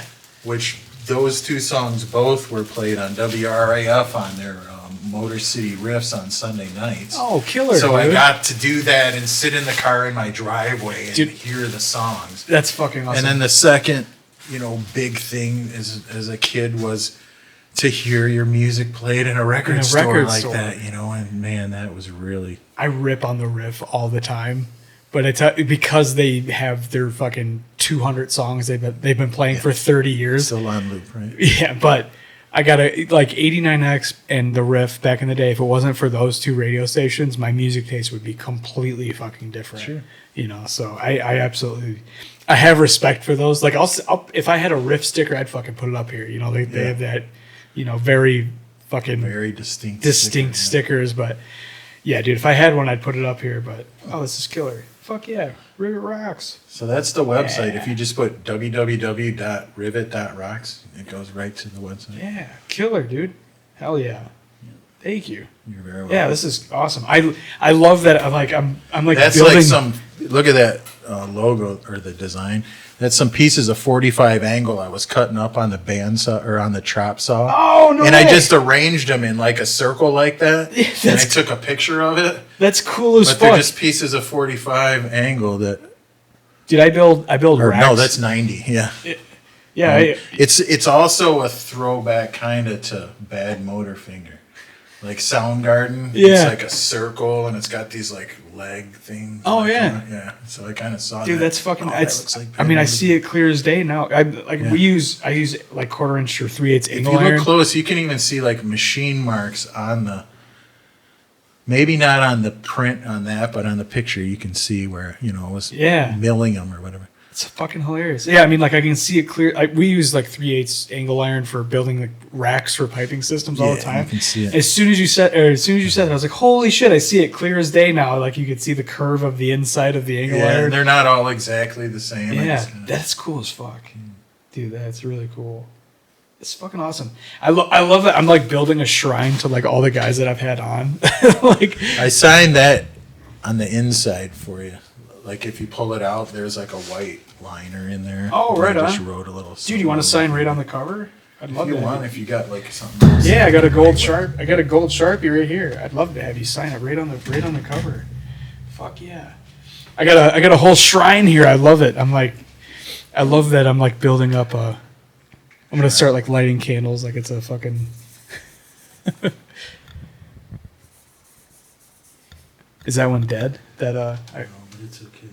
Oh, right on. That's my signature. Oh, beautiful. That's all you- Oh, you know what? The reflection was like perfectly like blocking out where you were signing. Hell yeah, dude. Yeah, this is awesome, man. Actually, I'm gonna leave this out Yeah, let it dry. so a it doesn't second. smear. But yeah, dude. If you want to do this one too, I'll do it for you. Oh yeah, yeah. Yeah, this is fucking awesome.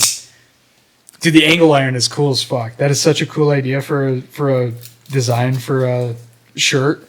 That fucking And talk about like always thinking, you know what I mean? I'm at work like 6 years ago or something, and I just see that, and here it is. There it is too. See, oh no shit, it's on the actual cover. that's my like. Yeah, I try and put that in all kinds of stuff. It is cool as fuck. I didn't realize Yeah, that. that's the sun, Yeah. and that's me there. Yeah, the artwork is cool as fuck. It reminds me of like almost like I used to read these like dystopian like sci-fi books, and it reminds me of a cover of one of those. Look at this. There you can see. Oh, there it is again. Oh yeah, you can actually see like the imperfections of the Yeah. bandsaw, the way it cut through there. Dude, that's cool as fuck. Hell yeah. Yeah, that's a cool ass idea for This is garbage. It is, yeah. Dude, that's fucking awesome. Yeah, I mean, when You you're. got a bathroom. Oh yeah. Let's. By the way, let's wrap up. Fucking. okay. Yeah. Real quick. still rolling? Yeah, we're still rolling. Fucking. I mean, we're right at the 3-hour mark. So on that note, dude, thank you so much for coming out. I know we've been going for 3 hours. So I'm. But yeah, dude. Yeah, fucking thank you for coming on, man. Rivit Rocks on Instagram, Facebook, all that. Also on TikTok, YouTube, Yeah. Follow all the socials. Spotify, Yeah, and then are you trying? Pandora, whatever your streaming service is. Yeah. Heck yeah, dude. All right. Amazon. Well, yeah. Fuck yeah. And Perfect. then we have all the hard copies available if you go to Rivit Rock's site. Not only mine, but artists I'm working with that we're getting music also put up on the site. You can go on there and download the MP3s, or you can buy CDs, or you can buy the records or T-shirts or whatever you want. Yeah. Perfect, dude. Yeah. Buy the fucking records. Buy the records. Don't just stream the them. records. Yeah. Fuck yeah, dude. Well, thank you so much for coming on, man. Thank you. I'm fucking. Really appreciate I'm it. glad that we were able to get together. Like, Michelle Wolf spoke so highly of you, and then like pretty much as soon as we got started and we started to get somewhat of a following, like your name has popped up about 1 million times supporting all of our shit too. So like I appreciate the support. And I try and pass it on to others too. Yeah, For sure. yeah. Fuck yeah, dude. All right. On that note, let's wrap up. We both have to pee like fucking crazy, I'm sure. So, all right, purpose is peace. Thank you. Not survival. It's finding purpose in what you love. I'm pumped to be branching out and being like, hey, we're gonna sit down and have a couple-hour podcast. Is it? Is it, dude? Jesus You just like talked for 5 minutes. I'm like, is it though? I've always been inspired by this shit. Yeah. Dude, that pizza was so greasy. It was disgusting. It was not disgusting. Disgusting. Good Times Noodle Salad.